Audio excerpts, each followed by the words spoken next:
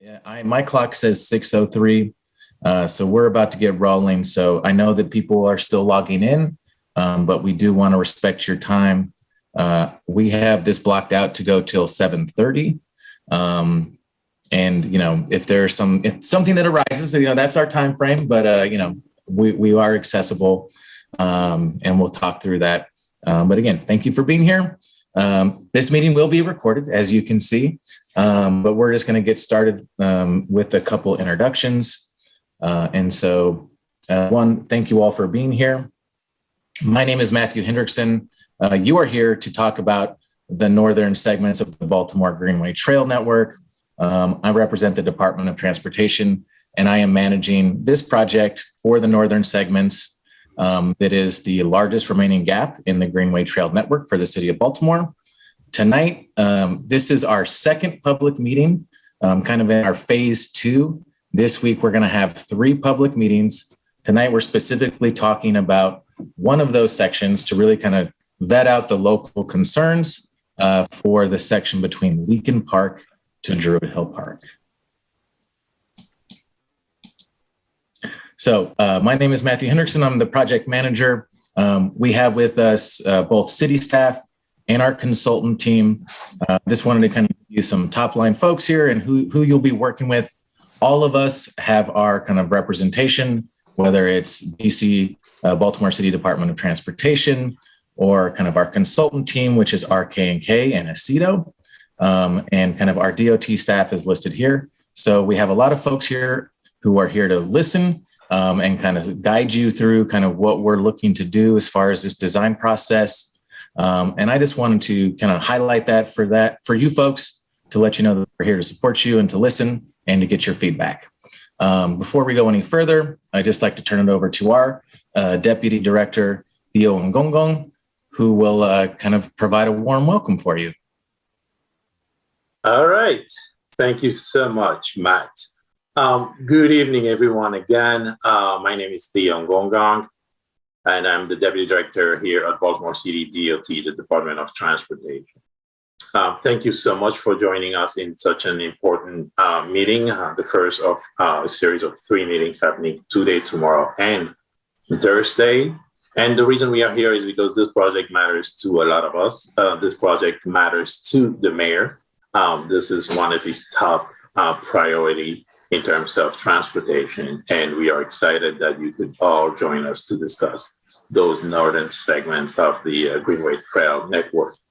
Just to give you a little bit of context here, as you may recall, about 2 years ago, we won an MDOT bikeway grant for about $450,000 to be specifically dedicated to bringing this to a 30% design level.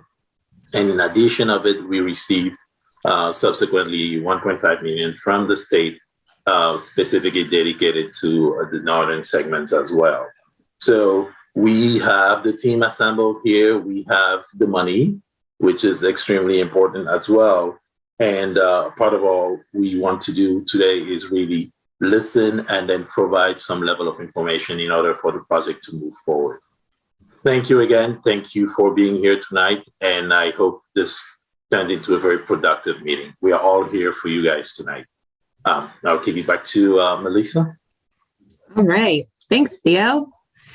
Okay, folks, welcome everyone. Thank you for joining us. If you joined us for our last meeting, welcome back. If this is your first time joining us, welcome, welcome. So I'm sure you're all used to using Zoom by now. So I just wanted to cover a couple things. There will be a moment tonight, about a 20-minute period, where we are going to go into breakout rooms. And that's going to be when you guys can chat with us and chat with your community members. So until then, if you have a spark of an idea or a comment, you can go ahead and put that in the chat. That will come to your DOT and your consultant team here tonight. So we will take a look at that chat and we will try to get some responses out to you as we get into the breakout rooms and into our larger session.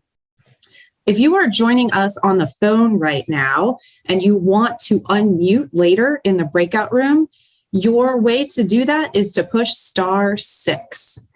Also, if you're in your breakout room and you want to raise your hand and you're on the phone, you can push *9. So I'll also remind you that if you muted yourself on your phone with your mute button, you'll probably have to push that one too. So don't forget to check that. If for any reason you're having trouble with that, there are tons of ways to get in touch with us over the next couple months. So stay tuned. I'm going to be reading out phone numbers and email addresses.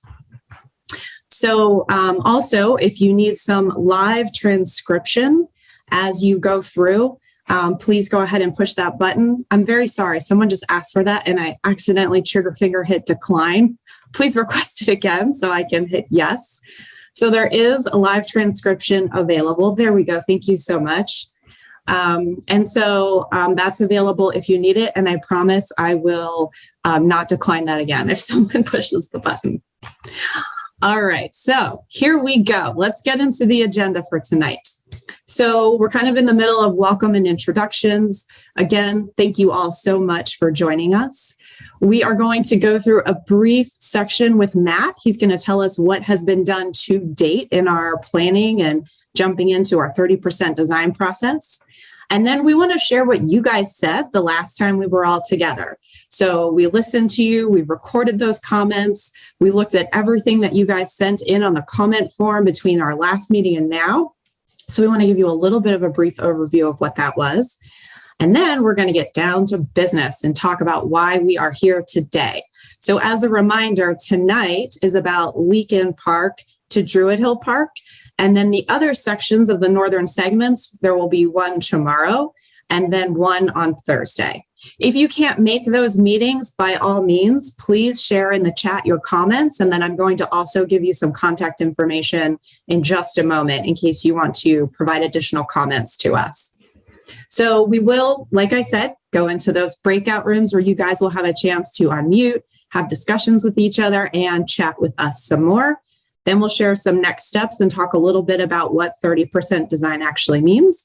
And then you guys get to go have a delicious dinner if you haven't already. All right, so let me get into that contact information and different ways to communicate with us throughout this process. This is the second of 4 meetings that we're going to have, so it doesn't stop here. But I wanted to make sure that you guys had a way to get in touch with us. So if you're on the phone, and I apologize for everyone who sees this on their screen already, but I am going to read this letter by letter for those on the phone. So if you want to get in touch with Matt, you can email him at DOT-community@baltimorecity.gov. So that's dot-community@baltimorecity.gov. If you'd like to visit the website is www.baltimoregreenway.com. That's www.baltimoregreenway.com. And if you'd like to visit the contact information page and submit a form to us on the website, that direct link is www.baltimoregreenway.com/contact. So that is the website /CONTACT. And lastly, for those of you on the phone, get your pens ready. If you want to call Matt and leave him a message, and this goes directly to his cell phone, by the way, so call him on the weekends. That number is 443-984-4095. So I will read this again as we get through the meeting just one more time, but if you need that contact information, there you go. All right. So it is very important for us tonight to hear from everybody. So if for some reason one of the tools we're using, and Slido was one of them, isn't working for you, please use that contact information that I just read because we want to make sure that everyone has a voice. So since we are going to be asking 2 very important questions tonight, we are going to use this tool called Slido. If you were with us before in a meeting, you have used that with us, and you access that by going to www.slido.com. And so to spell that one out, it's www.slido.com.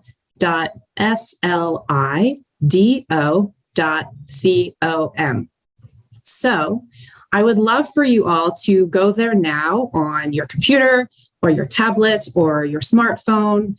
If you're not able to do it, again, no big deal. You've got great contact information for us. But I like to practice really quickly to see how many folks in the room are up and running on Slido so that later in the meeting, when we ask our 2 questions, you guys are ready to go. So to get to Slido, you can go to the web address I just said, or if you're on your computer, you can use this QR code. And so if you have a smartphone, you can pull up your camera, you can take a shot of your computer screen, and it should go to that website for you. So for everybody on computers, phones, everything, if you're there, I'm going to jump into our first Slido question, which again is just kind of a taste test. And I'm really sorry if your favorite color is not here, but if you're joining us in the Slido, it's what is your favorite color? Blue, green, purple, orange, red, yellow, or other. So I can see we've got some folks coming in here answering our Slido. That's fantastic. If you're seeing this on the computer, then you can see it changing in real time, which is kind of fun.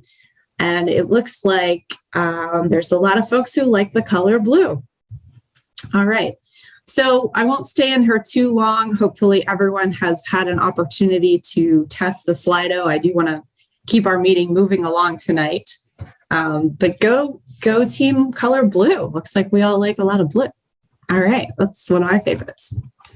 All right, so I'm going to close out our Slido. Hopefully you got a chance to jump in there. If you didn't, you'll have an opportunity later to get in there. You can stay logged into your Slido because that's exactly where our 2 questions will appear later. All right.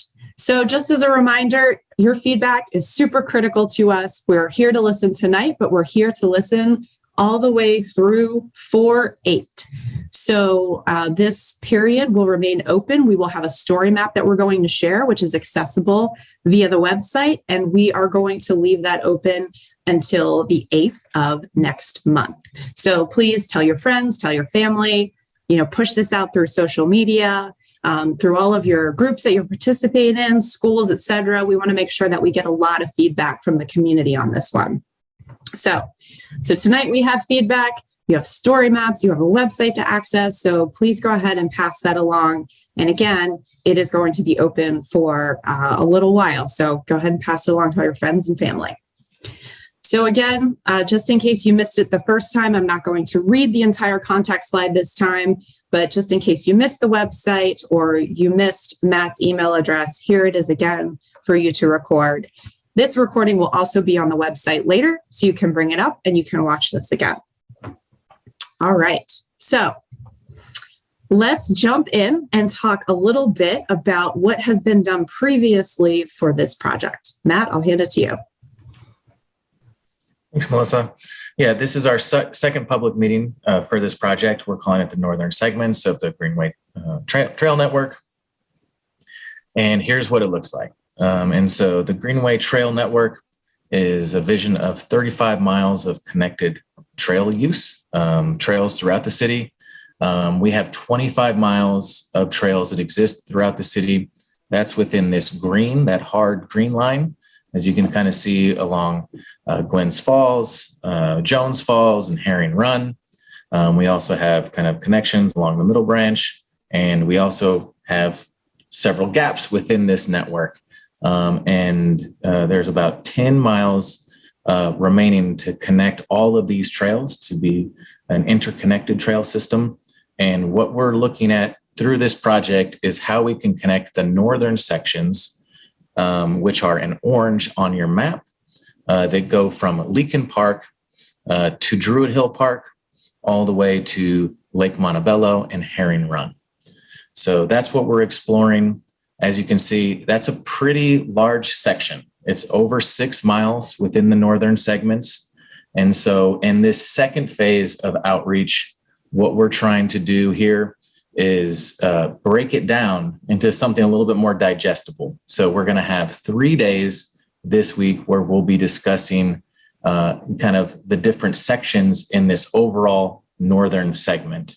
So tonight we're looking at the section on your left in that orange dashed line from Leakin Park to Druid Hill Park. We're going to be going through some alternatives of design and routing to discuss with you this evening, as well as the next 2 evenings, which will be tomorrow, which is Wednesday. We'll be looking at the section between Druid Hill Park to Charles Street at Hopkins University. And then on Thursday, again at 6 o'clock, same virtual setting from Charles Street through Druid Hill Park to this section. So not quite in geographical order, but that's just kind of how it worked out with our favorite elected officials and feedback from community. So just wanted to say thank you guys all for kind of working with us to kind of organize this. It is a lot of work here as far as these 3 consecutive meetings. And just want to say thank you everyone for being here and taking your time to provide your feedback. This is a really incredible opportunity for the city of Baltimore. This trail network, once completed, will connect over 75 diverse neighborhoods, connecting, whether it's hospitals, healthcare, to universities and education, better access to opportunities and jobs, or just, better opportunities for us to get out and experience green space and park space. So it's a really great opportunity, and just wanted to kind of highlight what we'll be doing not only tonight, and then the rest of the week. So next slide, please. But what is the Greenway Trail Network, right? So we did talk about this quite a bit in our first meeting, kind of describing the look and feel. We have 25 miles of this type of space in the city already. So if you've gone out to Gwynns Falls, if you've walked the trails, if you've walked around Lake Montebello or along Herring Run, you know what it looks like and what it feels like. But there's still these kinds of gaps in the network, and we're really looking to make those connections. But it's a safe kind of off-street feel. You can kind of see some of these images, around green space, around trees, with landscaping. You can kind of see an activated space, a very wide path that provides enough space for people walking and biking. And I see some scooters here in Atlanta. It's not unusual for other cities. And when there's this investment in the trail space, you really see an investment in the city.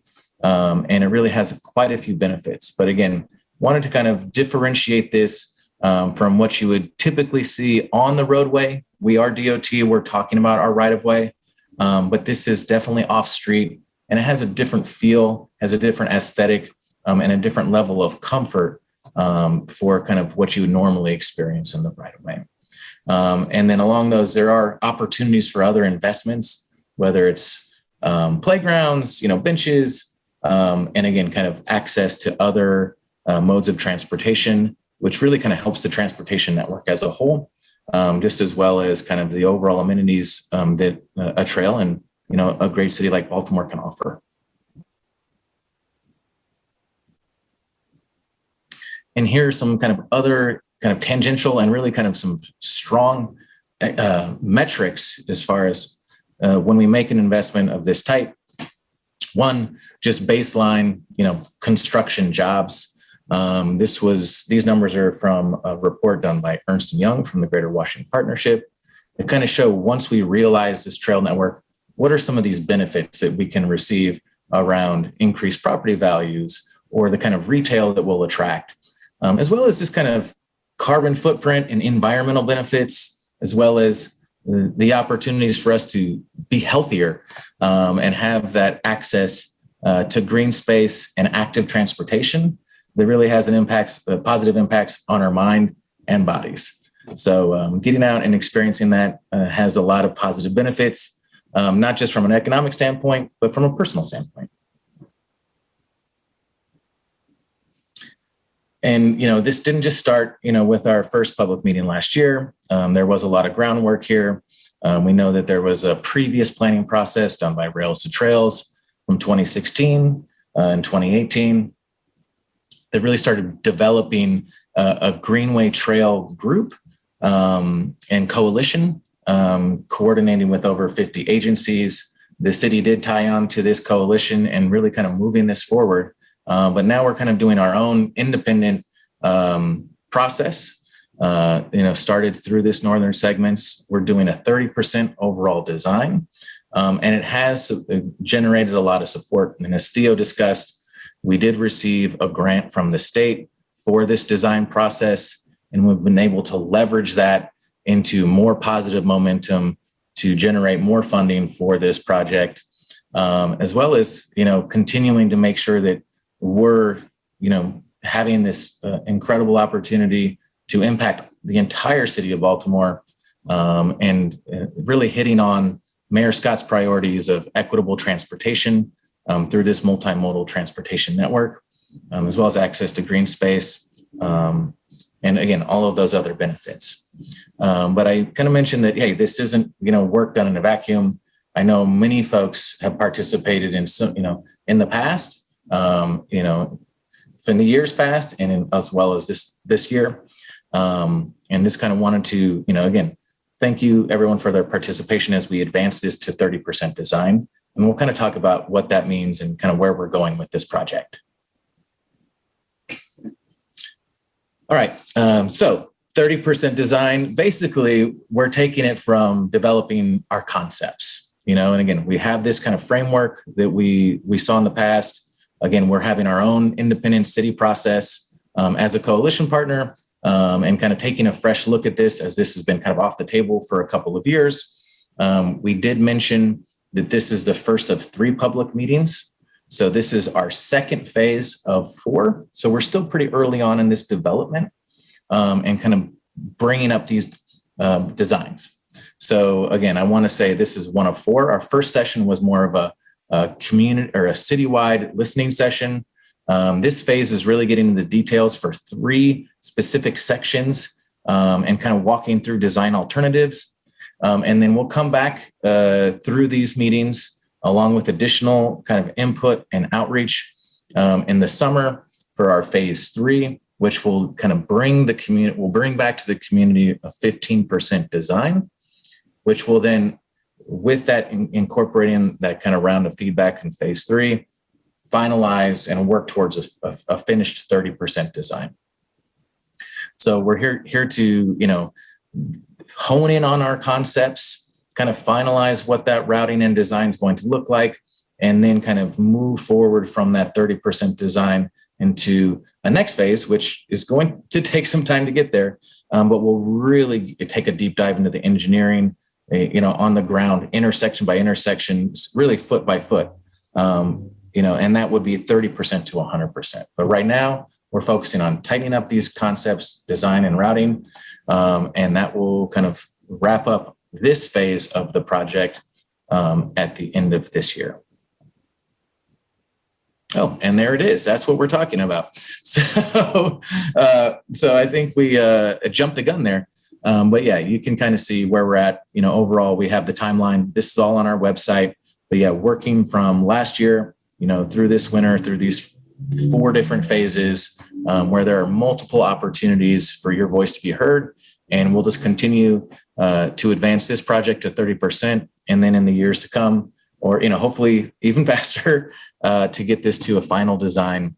But again, all with your support and with your help and your feedback. So thank you for being here. All right. And so we kind of touched about the work that's been done, but just wanted to go through a quick recap of what we heard in our last meeting, in our first public meeting. So I'm going to turn this over to Trina Galloway.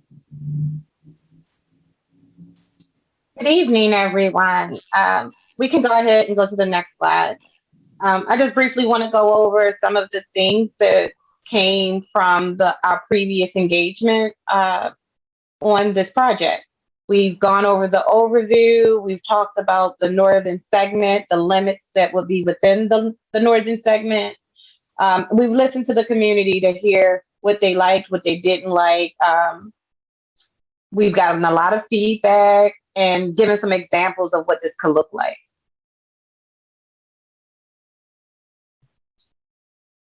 it seemed consistent from our previous engagement that desired benefits included improved safety, greater connectivity, adherence with complete streets, and the preservation of some of our corridors. You know, when it came to things communities wanted to see us enhance with the trail network, we have a few bullets here that outline some of the more consistent things that came up from the community: safety, service and retail, trees, transit, streets, traffic, trails, and of course, walkability.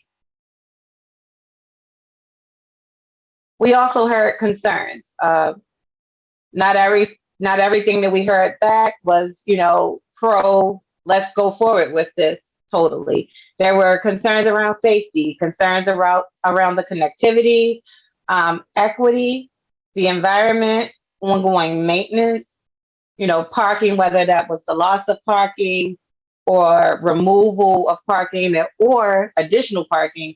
All of these things were discussed, as well as whether or not we were going to work within medians, if there were other options, and how there would be impacts on traffic conditions. We even asked community folks about how they prefer to communicate. The last 2 years, we've been in a very virtual world as we've maneuvered through the pandemic. But we did ask, and a lot of people said virtual meetings still, because a lot of folks have become comfortable with them now. But we also heard email and in-person meetings. When it goes to the in-person meetings, like we said, there's another series of this we're looking to do this summer. And it's during that phase that our goal is to come out and do this in a public setting. As long as everything continues the way that it seems like we're going currently, we'll be in good position to do that. Other things that we heard was that people wanted us to canvas, do in-person and virtual, and attend neighborhood meetings, which we will do.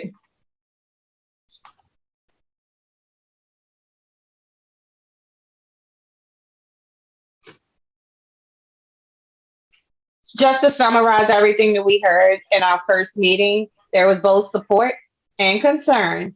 Folks wanted to see a balanced solution.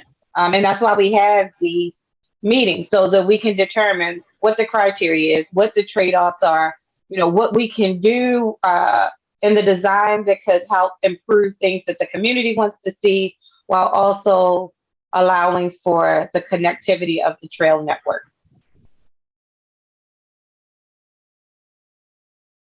All right. So okay, with that, I'm sending it back to you, Melissa. All right. Thank you. That was a good recap. All right. So we heard a little bit about the history of this project and how it started and what you all told us the last time we were together. And so let's jump into what we really want to chat about tonight. And so if you joined us a little bit late or you're coming in now, just a reminder that tonight's meeting is really about that connection between Druid and Leakin Park. And so the last time we were together, there was kind of one route that we started with, and we heard some feedback from you all that maybe that wasn't working for you. So we said, okay, let's take a step back and let's think about the purpose of this greenway, this trail. The purpose is to get from A to B. So what if we took a different look at this and tried to figure out how to get from A to B in a different way that works for you all? So what you're seeing here again is all of that dashed line is the project in total that we're working on now to take to that 30% design. But tonight, as a reminder, again, we're just focusing on that Leakin to Druid section. So because I have to get a little bit nerdy for a second, I thought I would help you understand how the nerddom works here. So you all have probably seen these before because you guys are great folks and you come to lots of meetings and you're so used to the terminology that we use, but we call these drawings cross sections, these ones with the cars and the people in them. And so we wanted to make sure that we were being really clear about how to read the cross section. And so I thought I would, without making you nauseous, for 1 second show you how this works. So in all of the sections that we're going to look at when we're looking at our routing, we are standing on the roadway looking toward Druid Hill Park. So I'm just going to rotate this for a hot second. So that means that everything you see in the cross section that is on the left is really on the north side of the roadway. So if I push this over, it's kind of like I'm standing looking toward Druid Hill Park. So I just wanted to make that clear before we got started to make sure that everyone understood that that left side is the north side of Gwynns Falls Parkway. Everybody's moving toward Druid Hill Park. So if that's confusing later, just let your people in your breakout rooms know. They can help orient you. If you're looking at this later at home, there's also north and south marked on the section, so you can see which side of the roadway that it is on. So what we're going to do is eventually you're going to get a link in your chat to access what I am about to show you. And what I am about to show you is something we call a story map. And really, a story map is just a website that you can go to and scroll down to see different images pop up in different maps. And when you see a map, it's really easy to zoom in and out. So I'm going to show you that, and I'm going to scroll through this whole section with you all before you jump into your breakout rooms. As a reminder, I said in the beginning of this meeting that we were going to answer 2 pretty important questions tonight. And so because we had some questions about the route, the first thing that we really want to dive into with you all tonight is which route we should select. And then we really want to take a look at what that potential design solution, that section that I rotated for Gwynns Falls Parkway might look like, because a lot of our routes have a little piece, at least, on Gwynns Falls Parkway. So like I said, I'm going to walk through all of this with you guys so that we're all together in one room, and then we will break out. You'll get a link to go to the story map if you want to go to it, or the facilitator in your room will also have it on their screen so they can walk through it with you. So this is the link that you'll get later. You can see it on the screen here, but no need to try to type that in right now because you're going to grab that in the chat in just a few minutes. So I am going to pop in to our story map to share that with you guys. So you will notice when you jump into the story map later, or when you do this on your own time, there's a few little links right here that will take you to different sections of the story map. So tonight we are focused on Gwynns Falls Parkway section, so that western section. So we're going to stay just kind of there tonight. So tomorrow and the following night, we'll jump a little bit further on down the road. So I'm just scrolling down. I'm just on a website. I'm just scrolling down with my mouse, and we're going to get to this first section here. So we took a look at a bunch of different ways to get in between these 2 parks. And so what you see here is a map that has a purple line on it. There's a yellow line and a couple of blue lines. And so those colors correspond with a design solution possibly for that road. Then we're going to start putting these different colors together so that you all can see what a potential route is. So I thought maybe to keep it simple, to not get too into the woods on design right away, I thought we would just talk about how to get from A to B. So if I scroll down in my story map, again, I'm just using my scroll button. You could also use your trackpad. But as you scroll down, this is alternative 1. So this is one of the things that you'll be answering the first question on. So there are 6 alternatives, and this is the first. So the first one, and you can see I can grab this map and move it around. There's a plus and minus button right here where I can make this bigger and I can zoom way in, way out. So the first alignment that you'll see when you scroll through and that you'll talk about in your breakout room is basically using Gwynns Falls Parkway to go from Leakin Park to Druid Hill Park. So that's Alt 1, option 1 for you. The second one uses a little bit of a diversion off of Gwynns Falls Parkway onto Elgin. So you'll see here how we're on Gwynns Falls Parkway, we bump down to Elgin, and then we bump back up to Gwynns Falls Parkway. So that's also in your title right here, so it's kind of easy to pair that together. So the third one is using Gwynns Falls Parkway and then going up Dukeland to Liberty Heights. So I'll zoom in just a bit for you guys to see that. So again, we're going out of the park, across Gwens Falls Parkway, up Dukeland, and then Liberty Heights. So that is Alt 3. And then Alt 4 is Gwens Falls Parkway and Tioga. Again, I'll just zoom in a little bit for you guys. You can see that connection, that same purple line on Gwens Falls Parkway, and then around Tioga. So there's 2 more.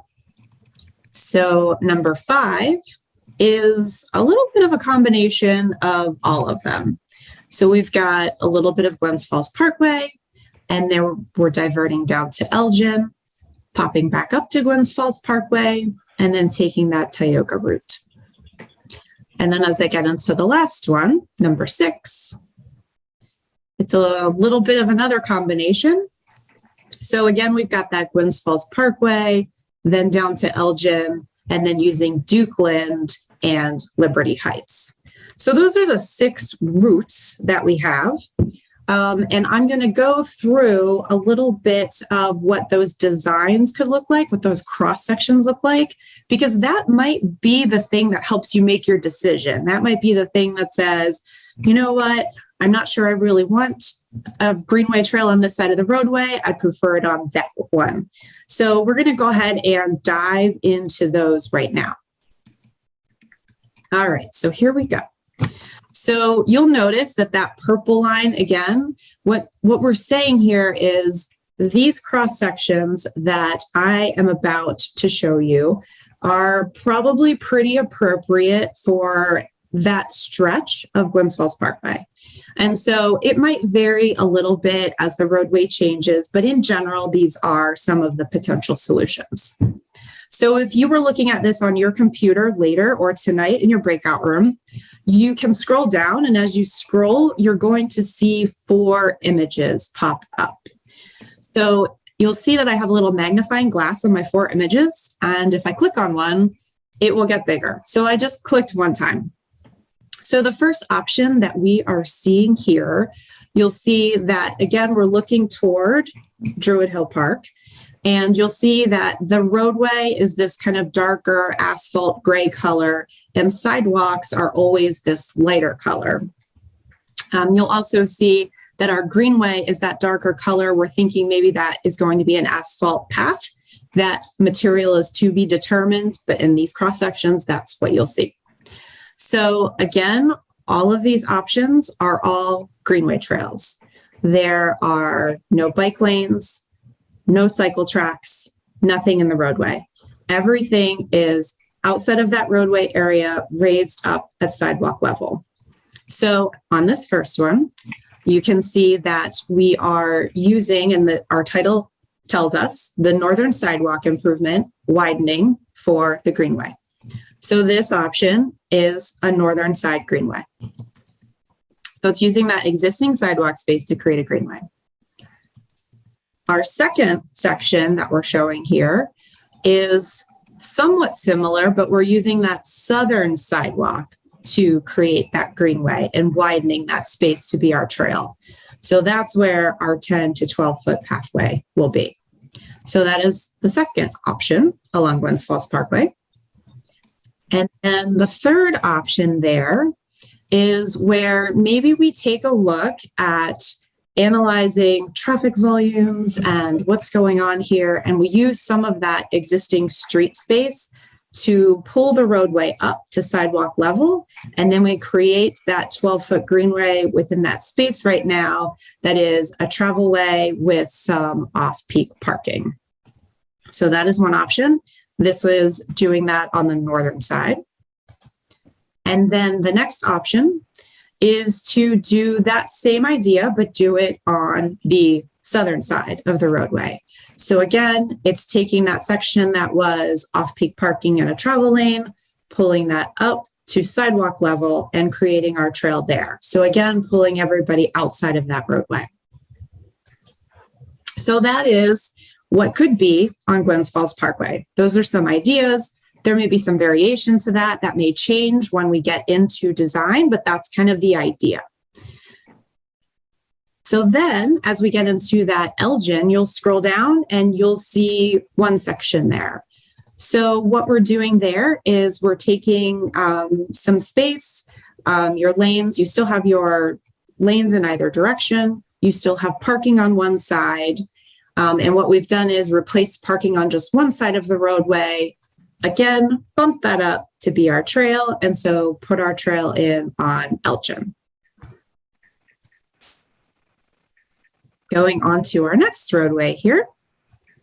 Let's take a look at Dukeland. So on Dukeland, as I scroll down, we have 3 options on Dukeland.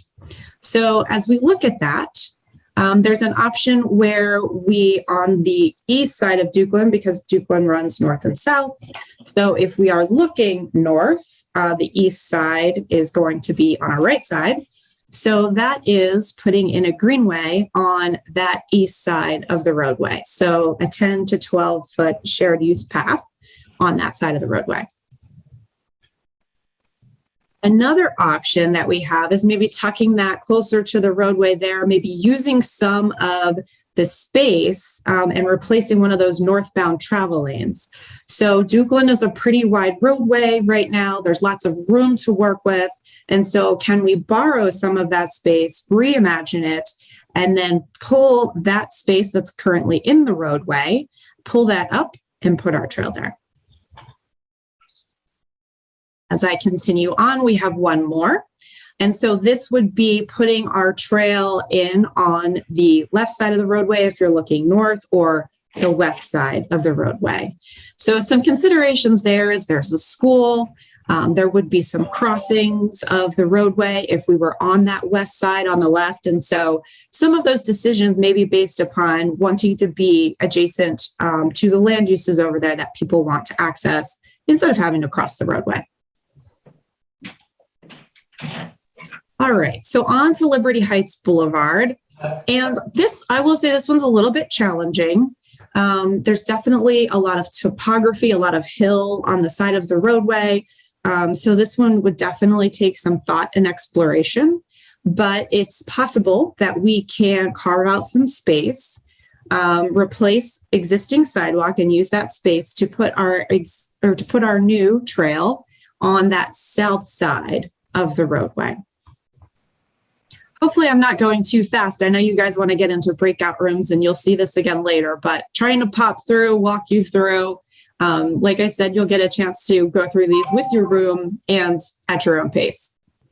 So this little light blue line right here that we looked at before, this is Tioga. So taking a look at this one is reimagining that and the potential of putting in on the south side of Tioga, our greenway there.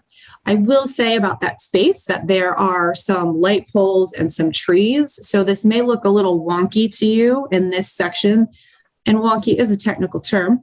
It might look a little funny to have an 8-foot greenway here and then a strip of green and then 5 feet. But what that actually does is it kind of narrows and widens and narrows and widens to allow for that space for trees and light poles that may be in the way. And so that's just, something we may have to do to make sure that we don't have to move utilities or so that we can save some trees. Okay.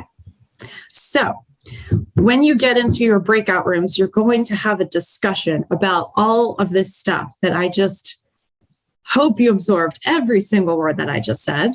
But you can wait to fill out this question when you come back into the big room. So when you're in your small room, really what I want you guys to do is kind of dig into this with each other, have great conversations, ask your facilitators all those questions that we're not answering right now, or I'm not answering in this quick pass through. And they will probably be telling you all the things that I forgot to say while I was going through this.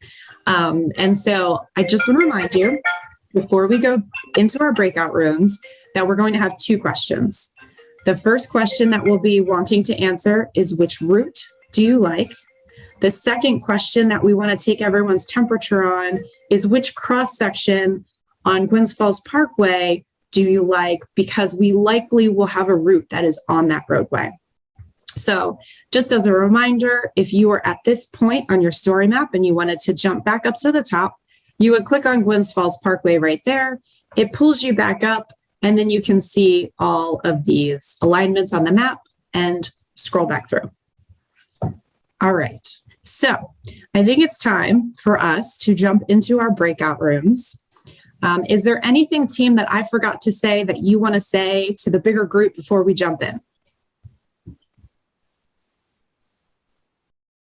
All right. Then maybe I did an okay job. All right. So we are going to, Mike is going to push us all into breakout rooms. I'll hop in and out of rooms. You guys, once you get into your breakout room, please remember to raise your hands. Our facilitators will be calling on you.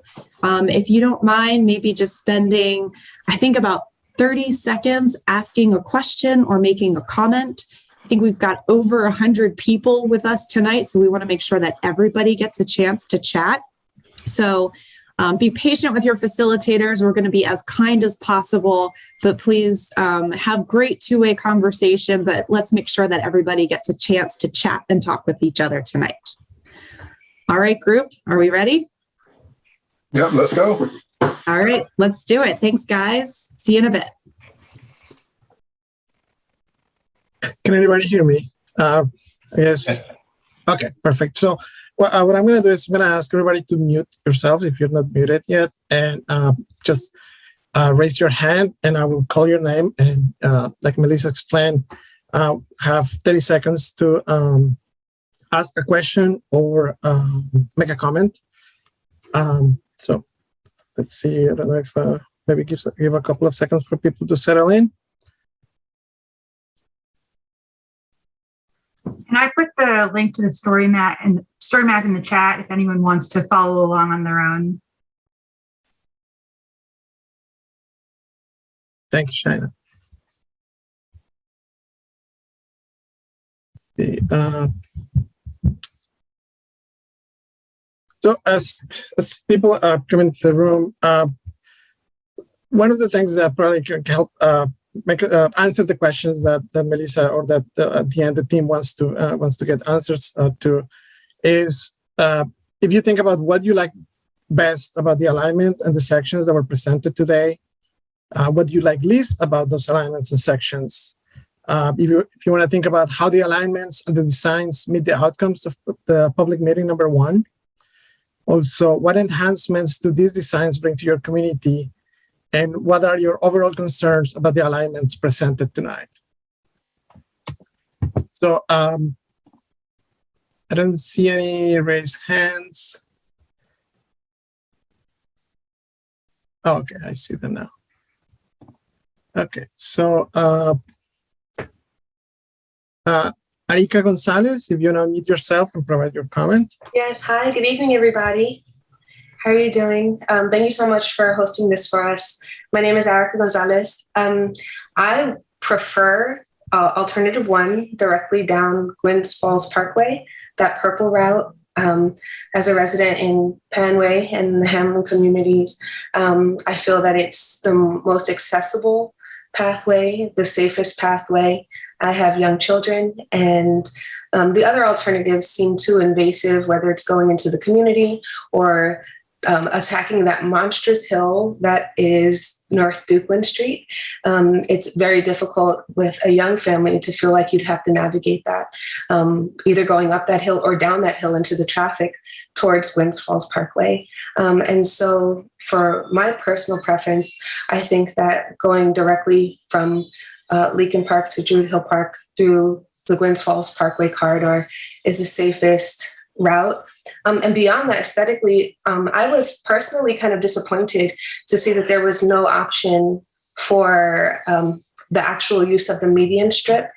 I feel that in itself, given the history of the traffic and accidents that have happened on Gwynns Falls Parkway, that is the safest route, with the trees posing a natural barrier to the traffic. As a parent and as the director of the Urban Oasis, a community organization in Panway, we work a lot with youth. That is the safest place right now for us to travel down the Gwynns Falls Parkway corridor. And actually use of that median could help us to develop the space more in terms, if we're going to talk about adding benches, adding lighting, adding signage, adding beautification measures. I think that space is more feasible to really make it feel like we're not just adding a structure that is for passing through, but we're adding something where the residents can actually participate and interact with the environment as opposed to just walking down a path and passing through. And so that's my stance. Thank you, Erika. I see Carl Shapiro, if you want to unmute yourself. Yeah, sure. So I agree with everything that was just said. And just to add on to that, I think it'd be nice to know what the distances and elevation changes for each of these routes, because for people who are walking and not using cars, it's pretty hard to evaluate how difficult it is to transport yourself on those routes. At least alternative 6 seems like a non-starter because it's very circuitous and out of the way. And I guess I'll leave it at that. Oh, I guess one other thing I want to add was the cross sections for Gwynns Falls Parkway is also missing an alternative, which is to not have off peak hour parking restrictions on the side that does not have the lane. And it doesn't really make sense to have the peak hour parking restrictions, because if people are going from one place to another and then coming back, you're having double the volume on one direction, but not on the other one. So you still don't have enough capacity. So I don't understand why you wouldn't just allow residents to park all the time. That seems like a unnecessary restriction that makes people's lives difficult and doesn't really add to vehicle traffic capacity. Thank you. And as a reminder, you can, these concerns, you can make a comment, the different outlets that were provided throughout the presentation. So, so you can get a more specific, response from the DOT. I see Chris Brockton, if you want to unmute yourself. Hey all.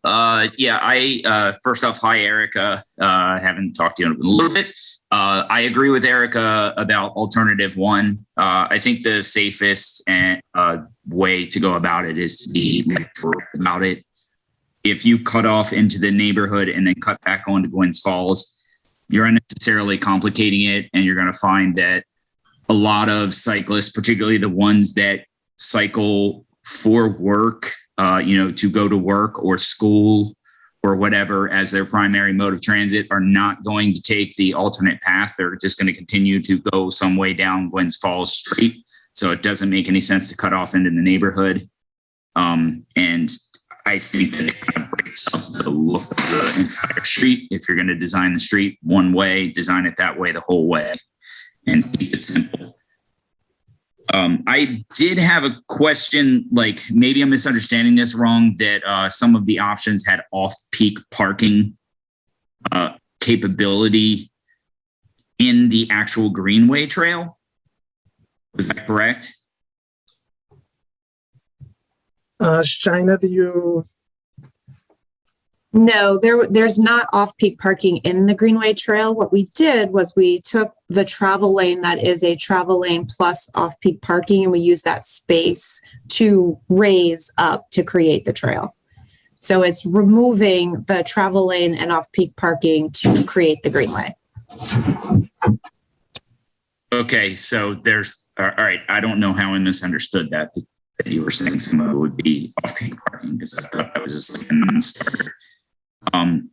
The only thing that concerns me in areas like that is if the curbing is going to be discouraging enough to stop people from just parking over the curb and in the Greenway Trail and stuff like that, pretty much directly next to the street. So I'm not, if it's whatever, you get my point. Sure, yeah. And I think too, what we haven't done yet is a full survey of the area to know how much space we have. So we always like to have a buffer between the Greenway and the travel lane. It will be full curb height, just as a sidewalk would be today. So those are really good points. Thanks for saying that. And we'll take a look and explore if we can provide any buffer. Because I think you're right. When people are accustomed to parking in a place, they have a tendency to break the rules even when there's curb there. So thank you. One last thing, or two things quickly. Sorry. One, I agree with Erica that using the middle space down Gwynns Falls is a good idea. A lot of cities have done that, both in the past. Those areas were created for shared use paths like that with their original intention 100 and some years ago. And the second thing is, if you build the Greenway trails out of asphalt and build them directly next to young trees, the young trees are going to fill out and root under the asphalt and create problems with what essentially becomes speed bumps in the trails. A good example of this is next to the Science Center on the, I'm sorry, my cat's going crazy. What is that? I guess that's still technically the Gwynns Falls Trail or whatever right there. They've had to a couple of times like resurface that because it keeps rooting under there. It's very rough to ride on that, and it's like almost unusable for somebody pushing like. Yeah, so there's a couple ways to prevent that from happening, and that's from providing space for the tree roots to go, or so structural soils help with that a lot. So making sure, I'm a landscape architect who lives in the active transportation world, so I do a lot of trails, and I love the trees since I'm a landscape architect. So I think you're right. That's a good point. We can be more conscious of that, push for structural soils, making sure that those tree roots have a place to go. I think that's a really good point, particularly since we're going to have such a long trail. It's not just a one-off. I will say about the center running, there are some concerns there that we will lose existing trees if we disturb that space. So there is that. And then the other concern with going center running is that in order to get to the trail, you absolutely have to cross traffic to get there. And so, do we have enough access points in places to safely access that center running? It seemed like the community was not for that because of the trees and the safety. And so we're offering up some other options. Okay. And I definitely want the trees, I'm not saying get rid of trees or whatever.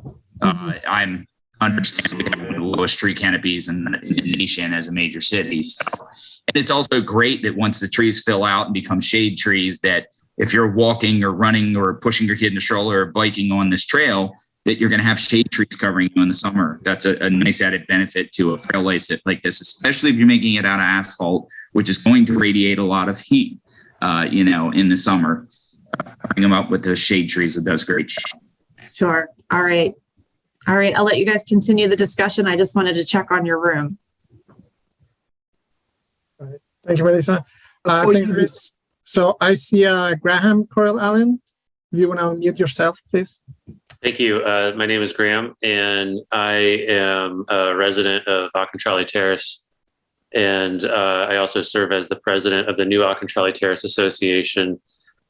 We've long supported some type of trail concept, no design in particular endorsement, just the overall value of connecting our parks, to from where we live to be able to better access the Gwynns Falls Leakin Park, which is a place that I know a lot of people cherish.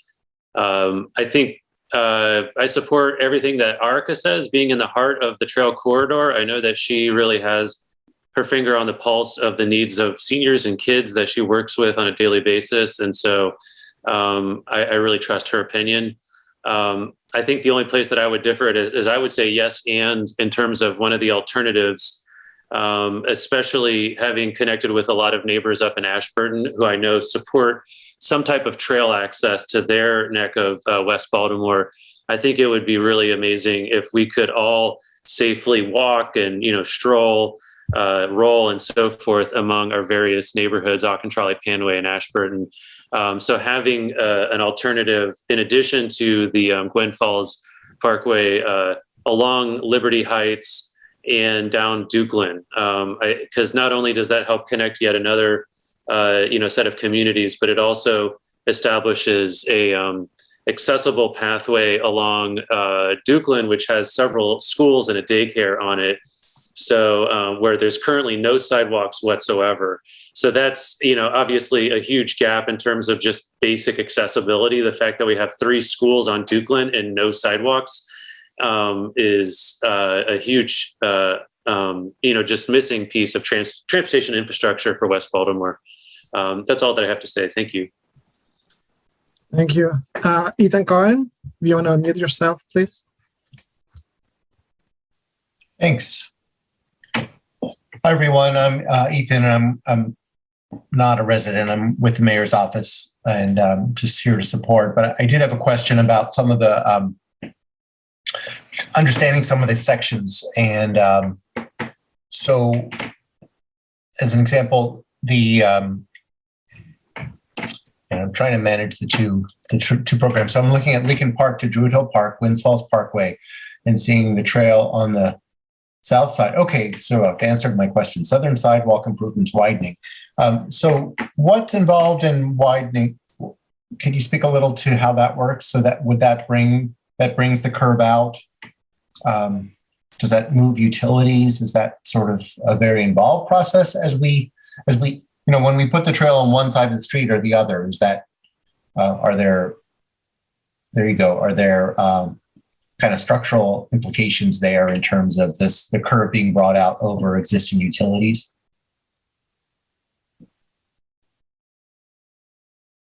So I don't think I understand the question. Can you repeat your specific question? Oh, I'm just trying to understand. I was trying to understand the section, and then I read the caption there. So, and now I guess I answered my question. So the southern sidewalk is being widened. Is that right? The curb's being brought into the street right away? Yes. So on the right side, yes. I guess the sidewalk will be replaced with the shared use path. Okay. And the whole width of that elevated section, the sidewalk gets expanded, right? It comes out into the roadway. Correct. I think that's is that right, Shane? So actually, it looks like it would not come out into the roadway. It looks like it would be expanded into the setback, at least for this alternative. Right. So it really depends on which alternative you're looking at. There are a few that have the trail expanding into the roadway, and then there are a few that have the trail expanding into the setback and maintaining the existing roadway space. What do you mean by setback? Into people's properties, or? Not into people's properties, but into the right of way that's not necessarily like the road space. Okay. Yeah. So it's the grass area of the right of way. So there's excess or extra grass area beyond the property lines as part of the parkway. Is that right? Yes, that is one of the options. Okay. Thanks. Thank you. Merida Goodman, you want to unmute yourself? Yes, hello. My name is Marita Goodman. I'm the president of Garment Oaks United Neighbors Association, and I also have part of the Go Northwest Housing Resource Center. I disagree with the comments that have been made so far. I live and work with individuals with community groups who take up the median strips basically from, I guess you call it Leakin Park, but from the base of, I guess, Winds Falls Parkway before it goes into Windsor Mills to, I guess you could say to beyond Longwood Street to Dukeland. And so that basically takes in Garwin Oaks and Hanlon. And I think it's basically based on the comments from those individuals the last time that there has been concern about these median strips. So I would say, first of all, putting anything down to median strips would be a no starter. The idea is that I remember I guess you can consider me a legacy resident. I remember when those trees were planted, because so anything to destroy, disrupt anything going down the median strip would be a contentious idea for the individuals who live on Gwynns Falls Parkway. There are residents, homeowners who live on Gwynns Falls Parkway. You're talking about bringing numbers of people from other community groups through their neighborhood. That might be a through street for everybody else, but it is a border street and part of those neighborhoods. So that's the first thing. Secondly, I missed part of the presentation, but it sounded as if part of this alternative one was using the existing sidewalk or improving the existing sidewalk to make that the walking trail. If that's the case, I would go with that, because it's interesting to me how we can seek out and spend money to put in a trail when you have a perfectly good but you have a sidewalk. One of the things I wrote down that the young lady mentioned is that the purpose of the trail is to get from point A to point B. We have existing sidewalks that will get you, if you improve them, they will get you from point A to point B, at least from Leakin Park down through past Hanlon. I can't speak for the rest of it. So I think there should be more looking to maybe improving the existing sidewalk, making that a walking trail. It's my idea that it was, and from the last time, it seemed like the presenters spent a lot of time trying to convince us that this is just not another route for a bike trail, although that's basically what I've heard since I've been in this breakout room. So if this is a trail for alternative means of transportation other than a car, then the sidewalk will be fine. Just improve the sidewalks or extend the sidewalks or that kind of thing. I think taking away any of the parking lanes or any of the existing lanes will make traffic worse for the individuals who live, not trying to go out to the county or go downtown, but who actually live on that Gwynns Falls Parkway, because after the rush hour, people live there. And people have to remember that. The next thing is that folks seem to assume that folks want a lot of strange people coming into their neighborhood. I heard the comment about putting things in the median strip, like benches and whatever. I would think, just think about it in your point of view, someone coming into your neighborhood and putting something in the midst of your neighborhood without your input. It's for other individuals who don't live in your neighborhood. So I think it's, so if there's going to be a trail and it's going to be Gwynns Falls Parkway, I think we should look at trying to be innovative using what we have there now, maintaining the green space, because people actually like the medians. They want to keep them green. They plant flowers there. They want to keep the trees there. It does provide a good canopy. And look at doing something with the existing sidewalks in order for making, if this is going to be a walking trail. And believe it or not, people actually, I don't ride a bike, but I have seen people actually ride a bike on a sidewalk. You can't drive a car on a sidewalk, but you can ride a bike. So to make a specific lane for a bike, to me, is a little presumptuous. So I think that instead of leaning or bending to pressure from certain groups, I think we should try to listen to the people who live there and try to maintain what they have paid good money. People are buying, like I said, I'm with a housing group. People are spending over $200,000 to buy houses on that strip as it is now. I'm sure they're not, after I've spent $250,000 for a townhouse, and then the next 2 years, I find that you've put some kind of lane down the middle of my median without my input, I would have a kind of concern about that. So I think we should look beyond what some particular groups might feel. Look and talk to, now I can't speak for Beyond Dukeland, that's Greater Mondawmin, you can talk to those people there. But for the folks, for the median strips from Longwood Street or Dukeland, up past Garrison Boulevard, down the hill, those are Hanlon and Galwin Oaks, I can pretty much say that most of the folks there are not keen on having any kind of trail down a median strip, and looking at the existing sidewalk and improving those for, if you want to have this trail. Thank you, Maria. I have to cut you off because we're running out of time. I want to give opportunity to everybody to talk. I appreciate that. I know the others went a little long, but thank you. Thank you. Coach Shapiro, please, if you can unmute yourself. Yeah, sure. I guess I just wanted to chime in and say I, for one, enjoy having visitors into my neighborhood and seeing, lively, vibrant streets with people enjoying time outside and, enjoying the city and its amenities.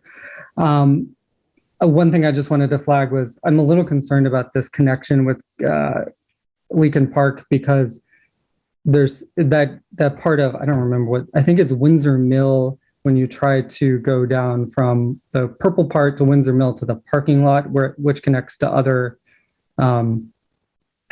trails. That's really dangerous I don't even think there's a sidewalk, honestly. So this routing plan does not create a connection between Druid Hill Park and that trailhead on Windsor Mill Road, which is a problem. Thank you. And Erica, you have Yeah, I know. I probably have like 10 seconds, but I just want to say, as a resident of the community in Panway and the greater Mondawmin community, the sidewalks there are very dangerous. I run and try to get to Druid Park and try to get to Mondawmin Mall to reach all of the amenities accessible to our community. And I have 10 seconds, 30 seconds. And it says leave breakout room. So I guess we have to leave the breakout room. But one moment, but I would almost get clipped because the sidewalks were so narrow. And so in extending or expanding those sidewalks, we would actually have to go into people's property lines, which I don't believe would make them happy as they go in the greater Mondawmin corridor. So I just wanted to put that out there. Thank you. Thank you. Thank you, everybody. Hello, everybody that's joining. We're going to give everybody just a minute or two to arrive and get settled, and then we'll start things up. In the meantime, I'm going to type in the chat the story map link so that you all can see it. And I'm going to share my screen in a second, but please follow that link to bring up the story map when you can. Again, just we're going to give 1 minute so that everybody gets here.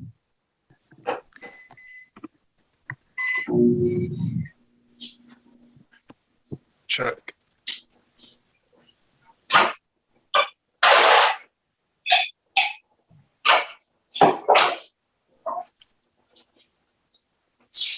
Could you mute the people who have noisy microphones?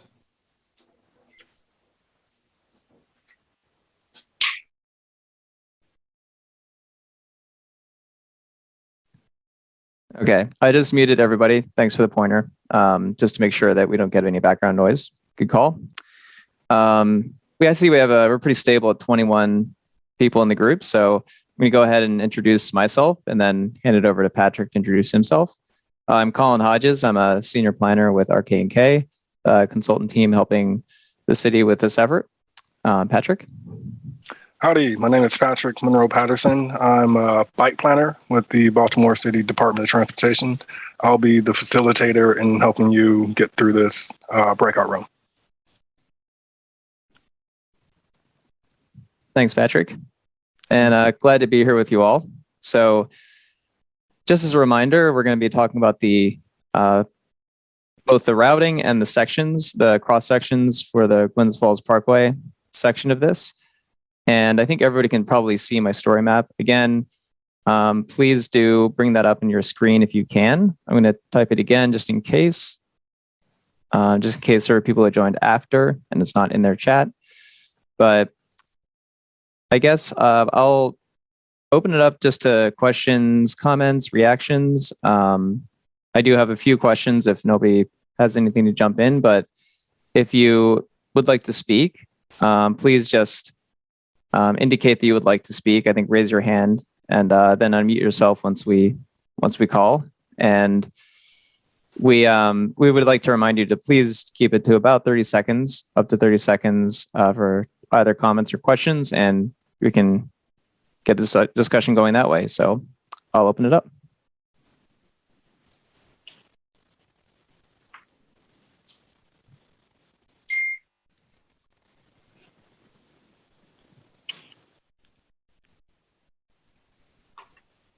Okay, so Sandy C. Yes, hello. I live on Glens Falls Parkway. I'm a member of Panway. My concern is they can't maintain what we have now in the green space, the north side. So how are they going to maintain this? The sidewalks are not even repaired. The streets are not repaired. That's my question. They're going to add something else that will not be maintained. Alrighty. Well, with most projects that are created, is that Sandy? Can you hear me okay? Yes. Okay, great. So with most projects that are constructed, there is a set aside for those that are constructed. This is a project that is in an early phase of design and development. And so that is something that will need to be worked out. But your question and concern is taken into account, and I'm taking it down as we speak. Thank you. You're welcome. Yeah, thanks for the question, Sandy, and thanks for addressing that, Patrick. I will also note that we're taking notes for this during this breakout, and we're going to, once we get back to the main group, we're going to kind of confer and just summarize briefly some of the concerns and comments that came up, as well as some questions potentially that come up, just so the rest of the group in the main room gets to hear them as well. So thank you, Sandy. And next, I see Annie has her hand up. Sure, thank you. So first, if I could comment too, I really just appreciate that the idea and benefit of projects like this is that it will encourage more people to see the city of Baltimore as livable and enjoyable, and then therefore increase our tax base, which would give the city more resources to pay and maintain for projects like this. But my question also is about that. I'm in favor of option one. It just seems the most direct. And as a cyclist, why would I want to go up the hill to get onto Liberty Heights and much like that? And I would hate to see this project built in an inefficient way that therefore then people will see a road or a greenway that doesn't get used and then, vilify it and say it was a bad waste of money when it probably wasn't what most cyclists would prefer to cycle on.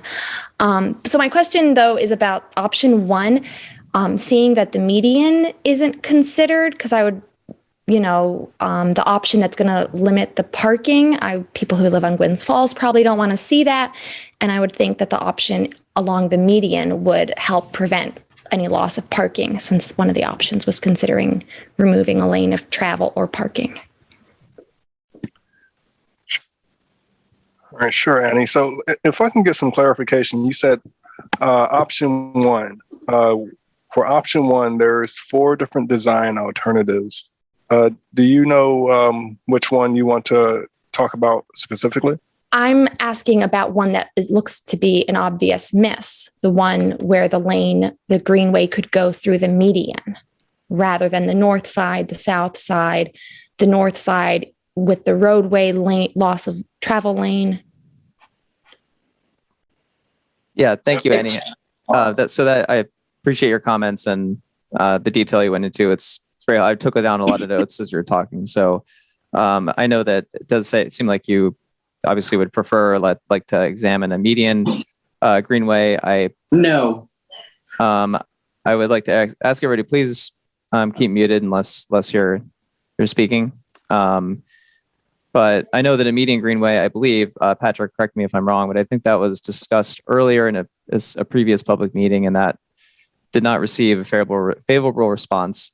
But at the time for this, noted your comment, and we're definitely still taking feedback on that. So, thank you.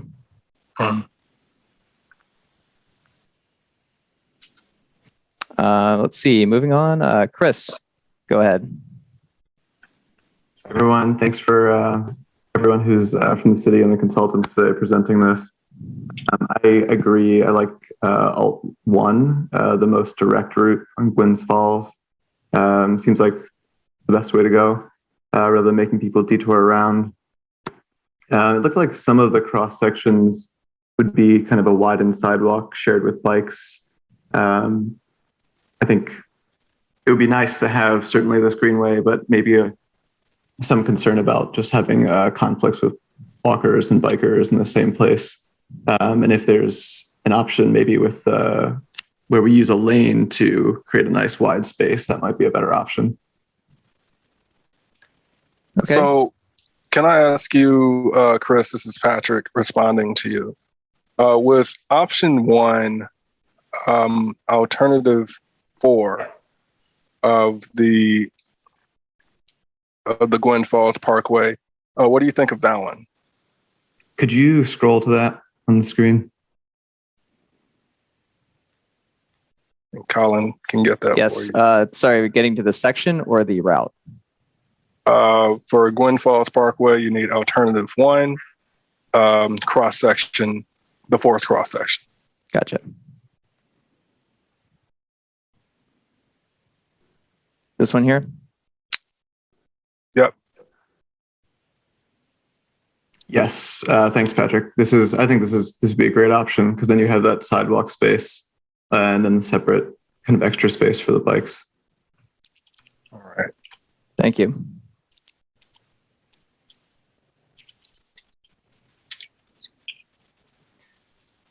All right. Awesome. Thanks, Chris. Yeah. Thank you again. And so we have Peter. Go ahead, Peter. I'd like to say how much I appreciate the thoroughness and the professionalism of everything that I've seen here. Well done. I'd like to support the first comment that was made about making sure that there's the maintenance and the just the upkeep that's necessary for these trails. And I'd like to offer a counterpoint to the cyclist who commented. I understand her thought about the most direct route, but I too am a cyclist, and I use these trails recreationally rather than to get from one place to another. And I actually kind of like the one that goes by the other lakes and parks. I don't have it in front of me to say, but the one that, dog legs north and then comes down Liberty Road, because as a recreational user, it gives me some more, access to some beautiful parts of this wonderful city we live in. And I wonder the perspective of the people who would use these trails because they need to get from point A to point B most effectively. If maybe that dog leg to the north and up to Liberty Road, does that open up more opportunities for people who aren't using the trails recreationally, but out of necessity, or is that a detraction? Anyway, that's just some thoughts. Sure. So what I'm hearing, and could you tell me your name again, please? Yes, Peter Griffith. I live in Mount Washington, and I'm a recreational user of the trail system. Great. So thank you for commenting and providing your feedback. So what I'm hearing is you're more in favor of a recreational sort of cross section rather than one is at the travel one from Gwynn Falls on the Gwynn Falls Parkway. I don't want to. I'm very, as a white resident of Mount Washington, I'm very aware of the racist legacy of infrastructure in Baltimore, and I don't want to contribute to that because of my, to have my recreation have some sort of precedent over the extraordinary necessity of better access to other modes of transport other than cars. Sure. I completely understand. So I understand you're concerned about equity, but at the same time, you also have a voice, and that's important as well. So I have your feedback. I understand your preference. You mind if I just take that note down and move on to the next person? Sure. Awesome. Thank you, Peter. Yep. Thank you, Peter. Next up, I see we have Deb. Go ahead, Deb. Can you hear me okay? Loud and clear. Oh, great. Okay, so my name's Deb, and actually, I have a home on Gwynn Falls Parkway, and you want to bring the path straight down Gwynn Falls Parkway in a residential area. Most of us are elderly people and younger homeowners that do not ride bikes. And so it's just like the guy that's from Mount Washington using it as a recreational. We use Gwynns Falls as that's our livelihood. That's where we live at. We don't think that we need a bike path that starts and goes down where the residential houses are. So is there a path? Because I can't really see it that well. My eyes are bad. Do you have a path here that starts down at the Hanlon Park area? Thanks for adding to the conversation and letting us know your concerns there. We do not have an option right now to go from Hanlon only to Druid Hill Park.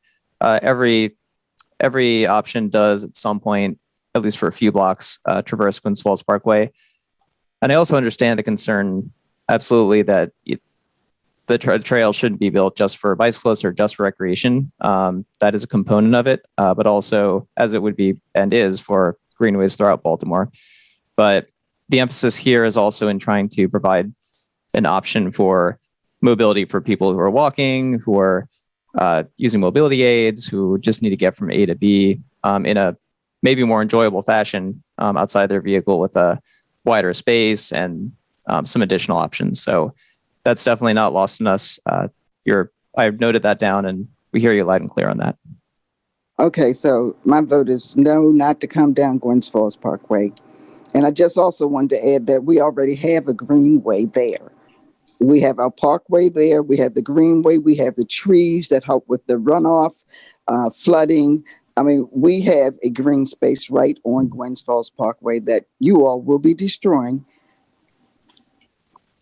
Okay. Thanks for feedback. Thank you, Doug. Yeah, thank you. And next, I believe we have Jeff.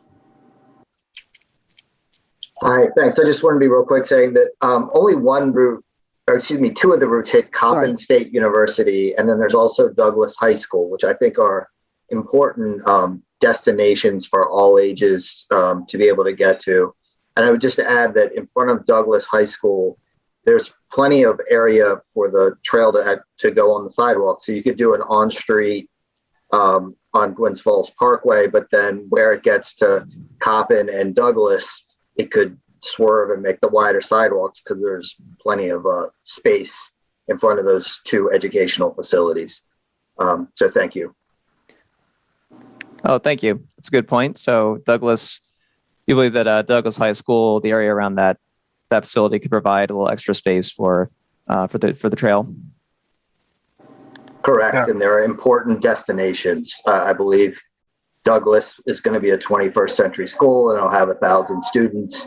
Coppin has thousands of students, and to not touch those destinations, I think it's important to touch the big destinations. That's a very good point, Jeff. Thank you so much for bringing that to our attention. Yeah, thank you. As well as the subway stop. Yes, of course. Yes, very important connection there.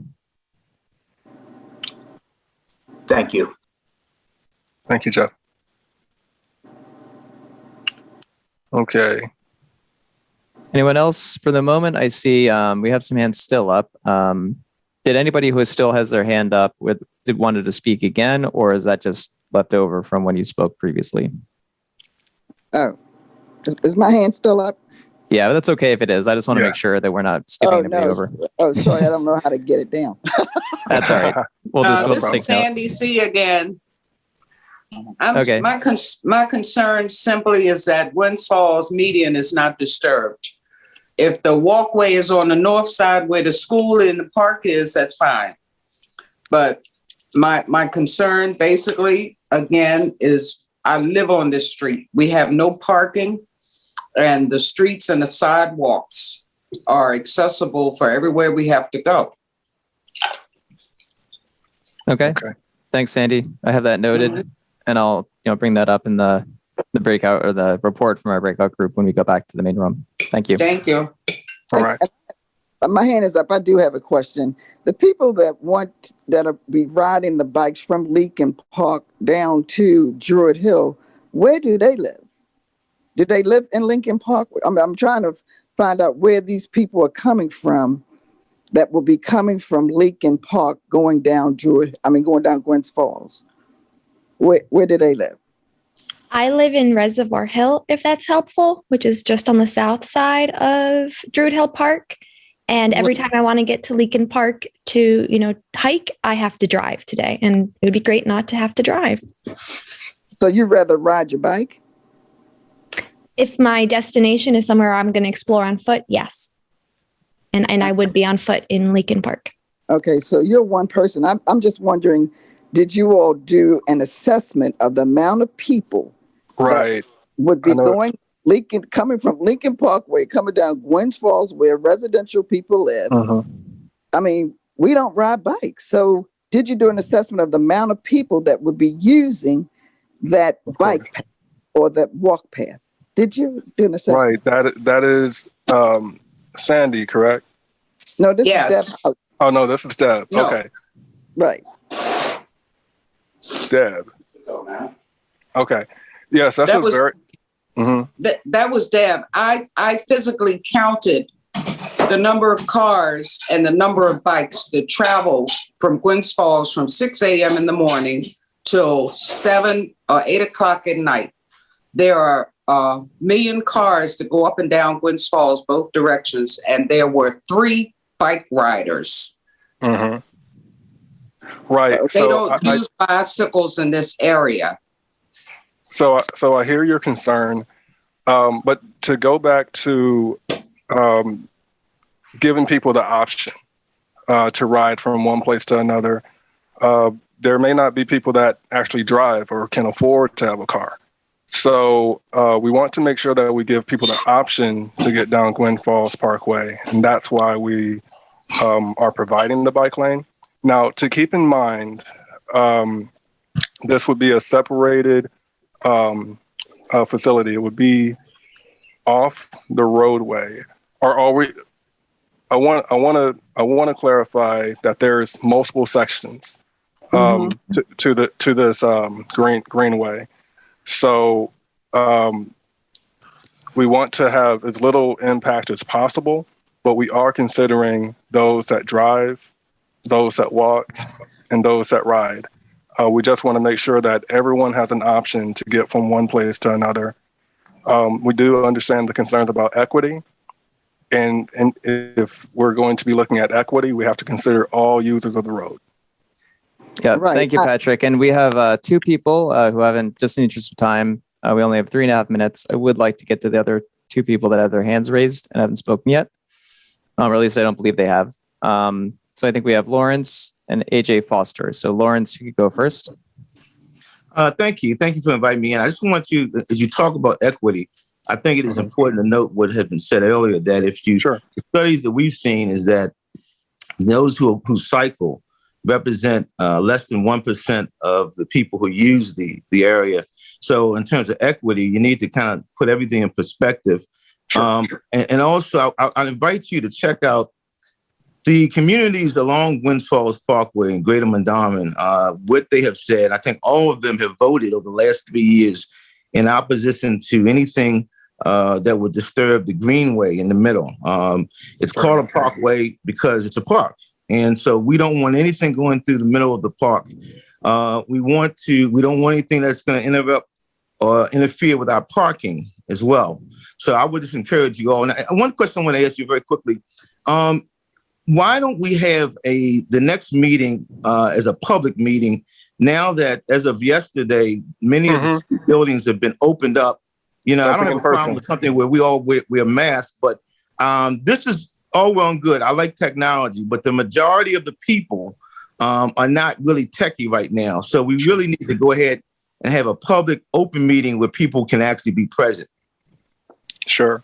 And we've discussed that as well with our public liaisons, that there is a need to have in-person meetings. In fact, there is staff at DOT that are ready to be back in the room and interacting with other people. So the concern and the desire is not lost. It's on both sides. So that note has been taken. We are on the same page there. We definitely recognize that we don't want to or that the residents do not want to disturb the current greenway nor impact the trees. So I made sure to take those notes. We will consider that as we move forward. Again, we're very early in the stages of our designs. I believe it was another person who was concerned about the amount of people that are riding in between one destination and another. Within the planning of this, there could be additional studies of how many people could be riding bikes or walking or driving down those roads. That sort of data is collected. And there could be, from the community side, a request that a traffic count be made for a particular area of roadway. You can just speak to your elected official and let DOT know. But that is something that you could request the city to do because we are in a very early stage of this design process. All right. Thank you, Patrick. And everybody, we're a few seconds left. My apologies to those we were not able to get to. But again, you can share your feedback via phone or through the website. And we'll see you in the main room in just a second here. So thank you, everybody, again, for joining. All right. Well, good evening, everybody. I think we still have some more folks that are popping into our chat room here. I'll just take a quick second to introduce myself. My name is Brad Deese, and I work with RK&K Engineering. So I'm going to be kind of guiding you through with the help of Trina. And Trina, I don't know if you just want to give a quick hello. Hello again, Tarina Galloway, Chief of Engagement for Transportation. Awesome. So we are going to be trying to, really just the goal is to hear everyone out. This is, really the first time you're seeing some of these alignments and some of these options. So we want to try to answer any questions that we can, hear everyone out on thoughts, opinions, concerns, get those noted. We are still recording this session too, so we'll be able to go back to it and make sure that any points that are brought up, we can go back and study that further when we get into the design and take that into consideration as we move forward. So with that, what we're going to do is I ask that if you have something that you want to say, a question, a concern, a topic that you want to start with, if you don't mind raising your hand. And then we can call on you. We'll talk through it. Try to keep it to about 30 seconds-ish if you can. That way we can just get to everybody's comments. And we'll just go around the room and see what folks say. So one thing I am going to do is I'm going to share the map with you that Melissa had shared in the big room.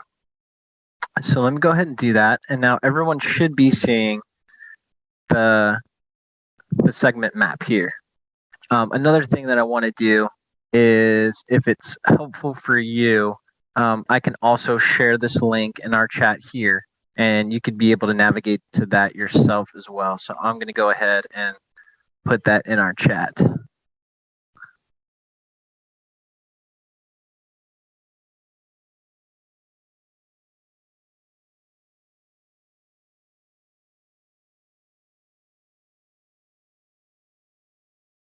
Okay, and it should be coming through now. Okay.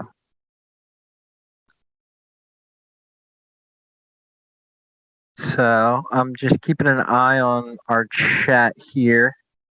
And I don't see any hands raised. Does anybody have anything that they want to say, kind of first reaction or anything you'd like me to navigate to on my screen to share with the good of our smaller group here?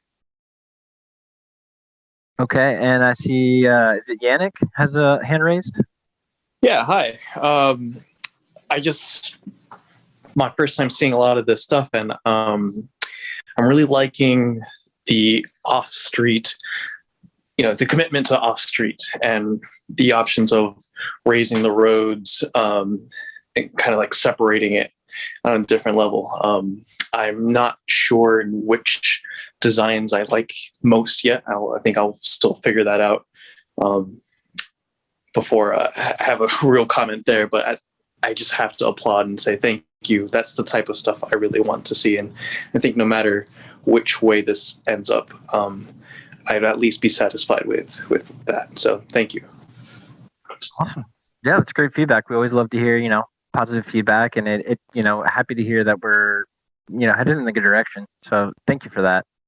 And then I see, looks like Peggy was next with her hand raised. So Peggy, you can feel free to unmute and let us know what you're thinking. Yes. My first question, all during the discussion, Matt mentioned multimodal transportation. What exactly do you have in mind as the various modes of transportation? Sure, that's a great question, because I know that's one of those, it can be a vague term. So what we typically mean by multimodal transportation, or sometimes referred to as, we refer to things as active transportation. So this trail would be geared towards, non-automobiles. So it would be bikes, it would be walkers, joggers, runners, rollerbladers, skaters, things of that sort would all share the same shared use path. So the idea with that would be, possibly open to e-bikes, but nothing motorized in the sense of cars or, your traditional motor vehicles. Okay, I appreciate that, because I was under the impression the way it made it sound, he made it sound as though there were going to be cars, bikes, walkers, but there are no motorized vehicles on these routes. Is that correct? Correct. And that, yeah, that was one of our goals was, the reason we see in some of those sections here, and can everyone see is everyone seeing the map? Am I showing the correct screen here?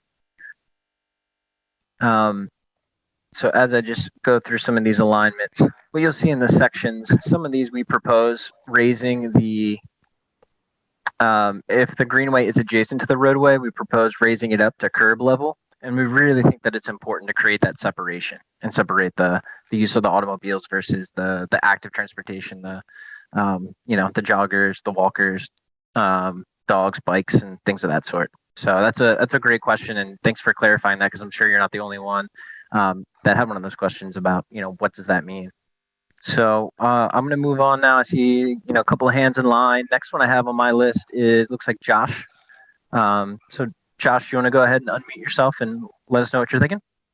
Hey, Brad, just before we go to Josh, and I just want to clarify for Ms. Peggy, just a little further, that we are talking about a path that's going to be in addition to the roadway. So while the vehicles will be on the traditional roadway, there will be beside it in different options for how that looks, but there will be beside it this shared path that will not be for cars.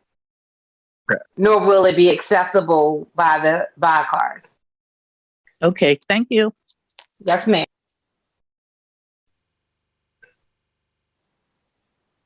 Okay, and then Josh? Sure.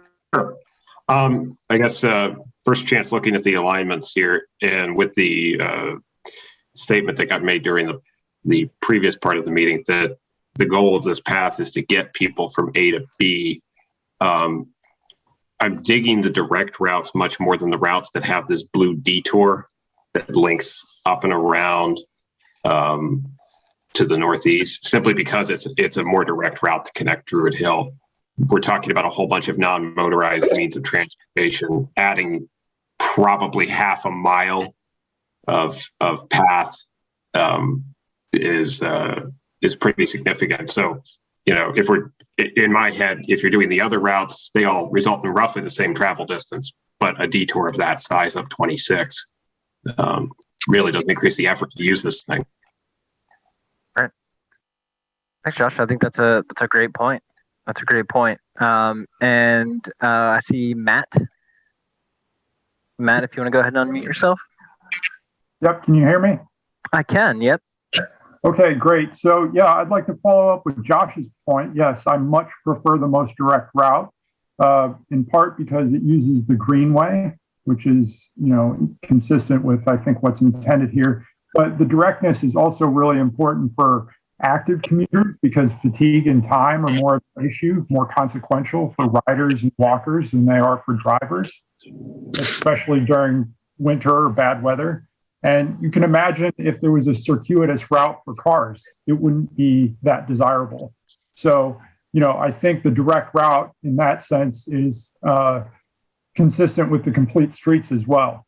And as for the design, I would much prefer something that uses one of the car lanes so that we're not creating additional impervious surface. Again, consistent with it being a greenway. And towards that end, I think it would be valuable to have Blue Water Baltimore give some input as well. They really work to remove impervious surface in the city area to improve water quality. So I would much prefer a two-way cycle track that replaces one lane of traffic and also traffic calming.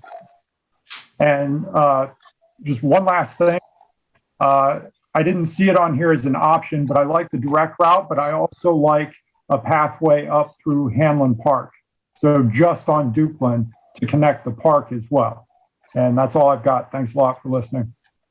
Yes, thank you. I think that's a great, insight there is to look at what additional connections we can make to Hanlon Park there. And between Josh and Matt, I think you both raised great points about the direct routes, especially if you're using this as a commuter route for, bicycles or walking, from point A to point B, whether it be for daily grocery runs, for, commuting to work. The direct route is, obviously going to get you there quicker and most efficient use of our paving. As Matt said, we want to be conscious of the environmental impacts. And Blue Water Baltimore is a great organization doing a lot of great work throughout the city.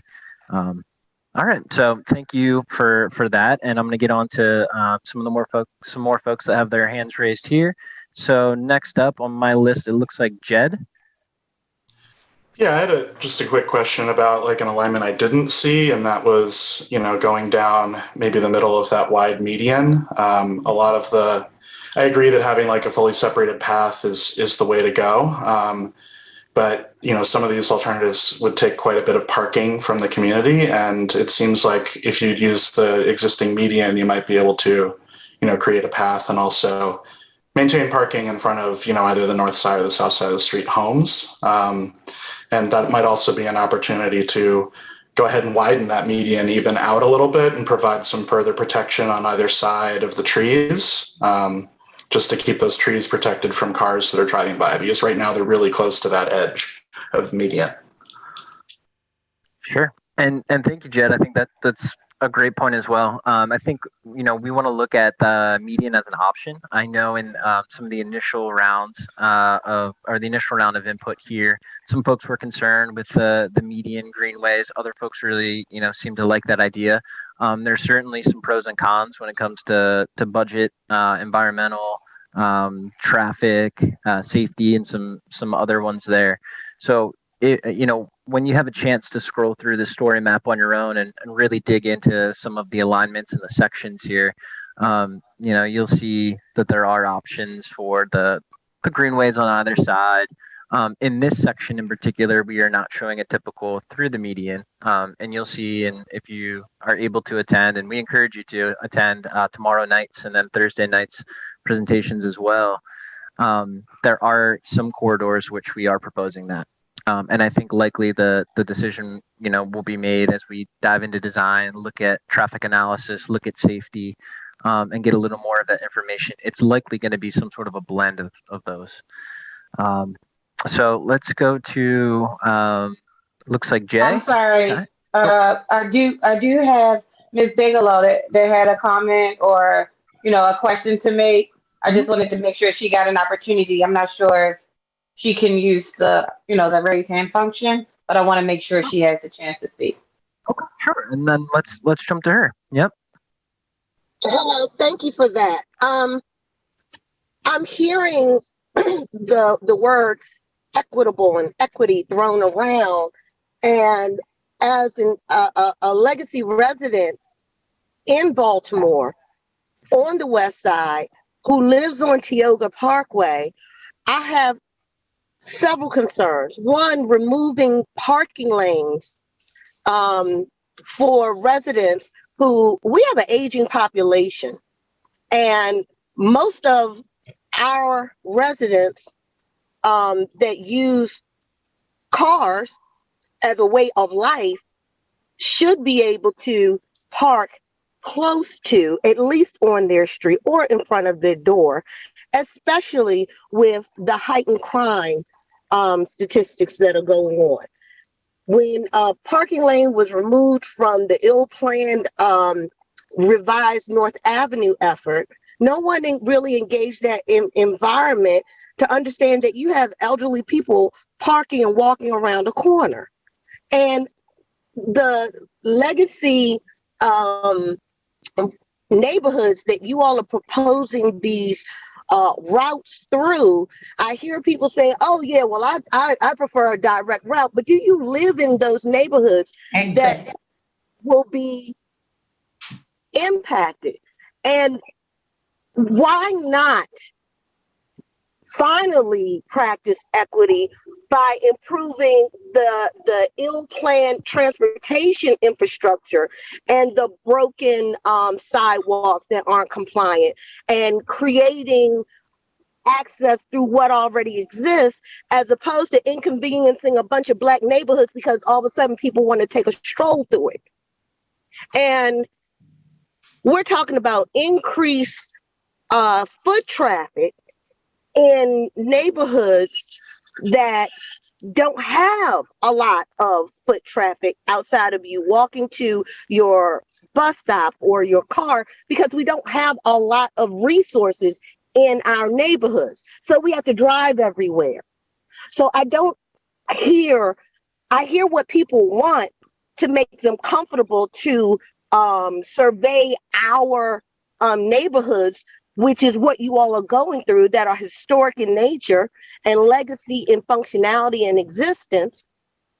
But what is really rubbing me the wrong way is I don't hear anything being pushed as creative as in fix what was never equitable in the first place. Exactly. It's going to increase trash because of increased traffic. You're going to have people who don't live in your area, although we can utilize it more, traipsing through your neighborhood. Roland Park didn't want it because they didn't want that, but yet we're being I'm sorry, Ms. Bigelow, I do not intend, please, this is not in any way a form of disrespect. So my question is,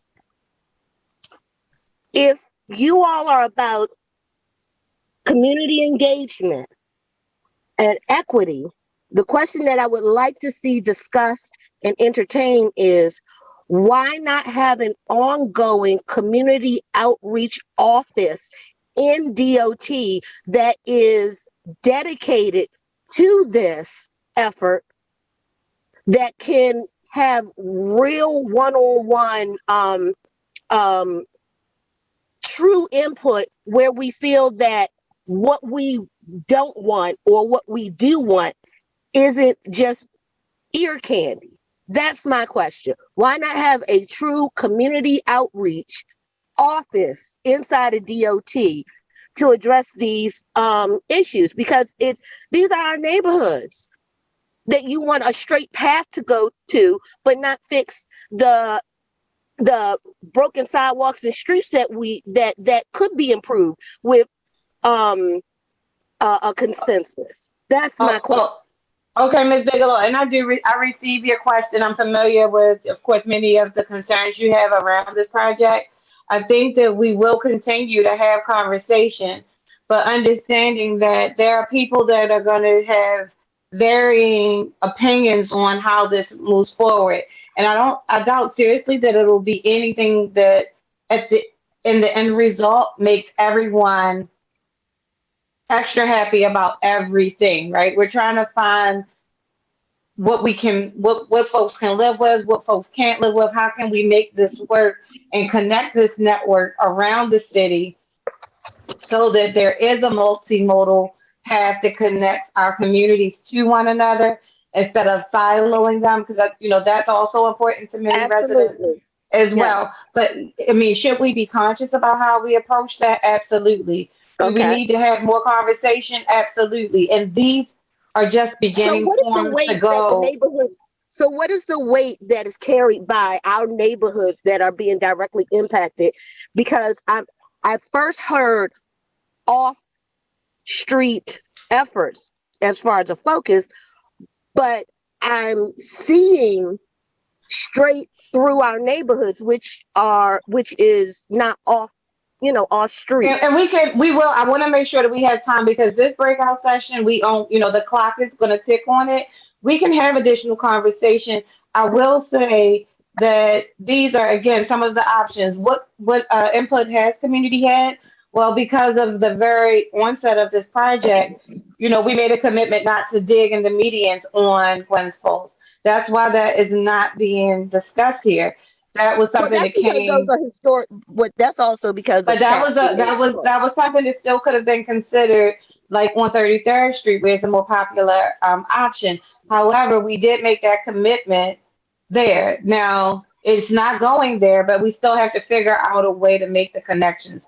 And we're trying to use these sessions to determine what works best for people overall, and gives the and concedes in some ways that makes the most people okay with the solution we come up with. So we just want to hear from everybody. You are not ignored. I hear from you quite often. I understand some of the frustration.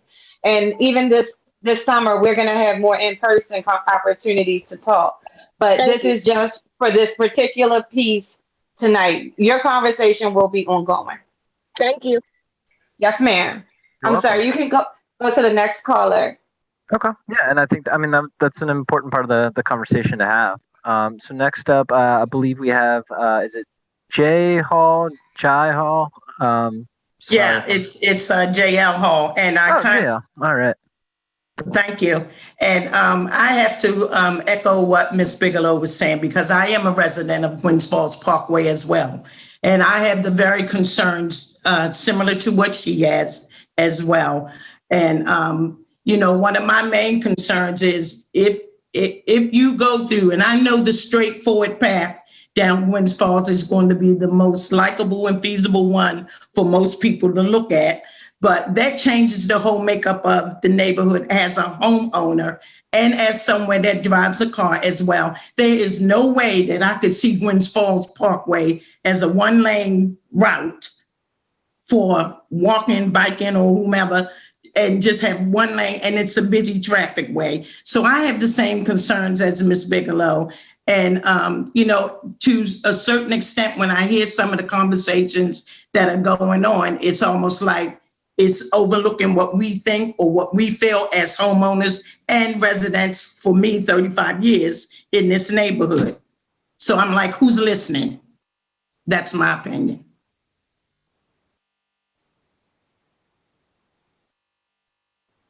Yeah, JL, thank you for that input. And we want to make sure that people not only feel listened to, but are actually listened to, that your feedback is important, and that we, consider, the homeowners as a big part of this. I mean, we're coming into, your neighborhood, and, Yes. We're really trying to make this something that works, for everyone. It's a big city, and lots of people want to use this trail for bike or for ped. For commuting, for recreation. So there's a lot certainly to consider. But just know the homeowners will not be forgotten here. And that, I think, we need to take that into strong consideration when determining exactly. Just to say, I see the bike lanes that have been put out on North Avenue. I see very little bikers on North Avenue.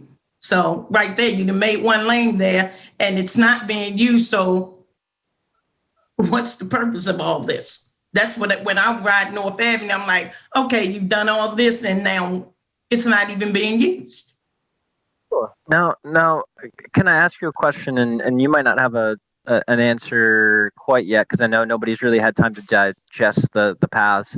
But I'm wondering if it's more so the route, or more so how the route gets established, whether it's taking up a lane, or whether it's because it's right through Glens Falls Parkway, because that's an important piece to understand as well. Not only the method that we use, but also the routes themselves. Well, my thing is, I understand the feasibility of Leakin Park to Drill Hill from Gwynns Falls because it's an easy path. I do understand that. But I also look at the makeup of my community and the traffic that's right now. Gwynns Falls is a very busy street. And with traffic, with cars, with bikes and all of that, that's going to be a whole different mix for this community. And it changes the whole atmosphere or environment of this community. For the most part right now, it is a very quiet community. And personally, I like the community as it is. I love what's out there already. It's green enough for me. So, I know a lot of people I hear a lot of people that want to use Gwynns Falls for their particular purpose, but they don't live on Gwynns Falls. I think that's an important part. And I just want to let everybody know we're going to be forced back to the group session now. But please continue to give your input. And we've shared some contact information where if you have additional thoughts, you are able to, to share that as well. So our breakout. Brett, you're correct. We're still here listening. This is a transparent process.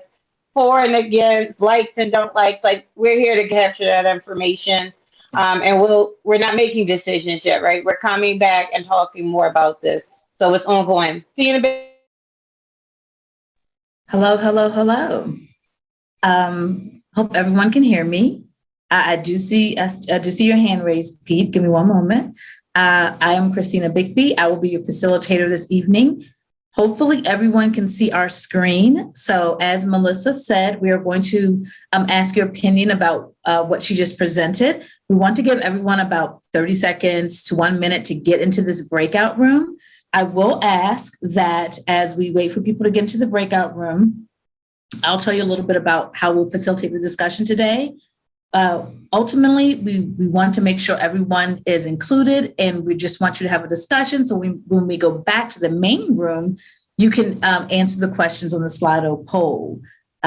What we will do is we will call on people so you can use your reactions. So if you are in the meeting and not on the phone call, but if you're in the meeting, you can use the reaction button to raise your hand, and then we'll call on you and we'll give you about 30 seconds to comment or to ask a question.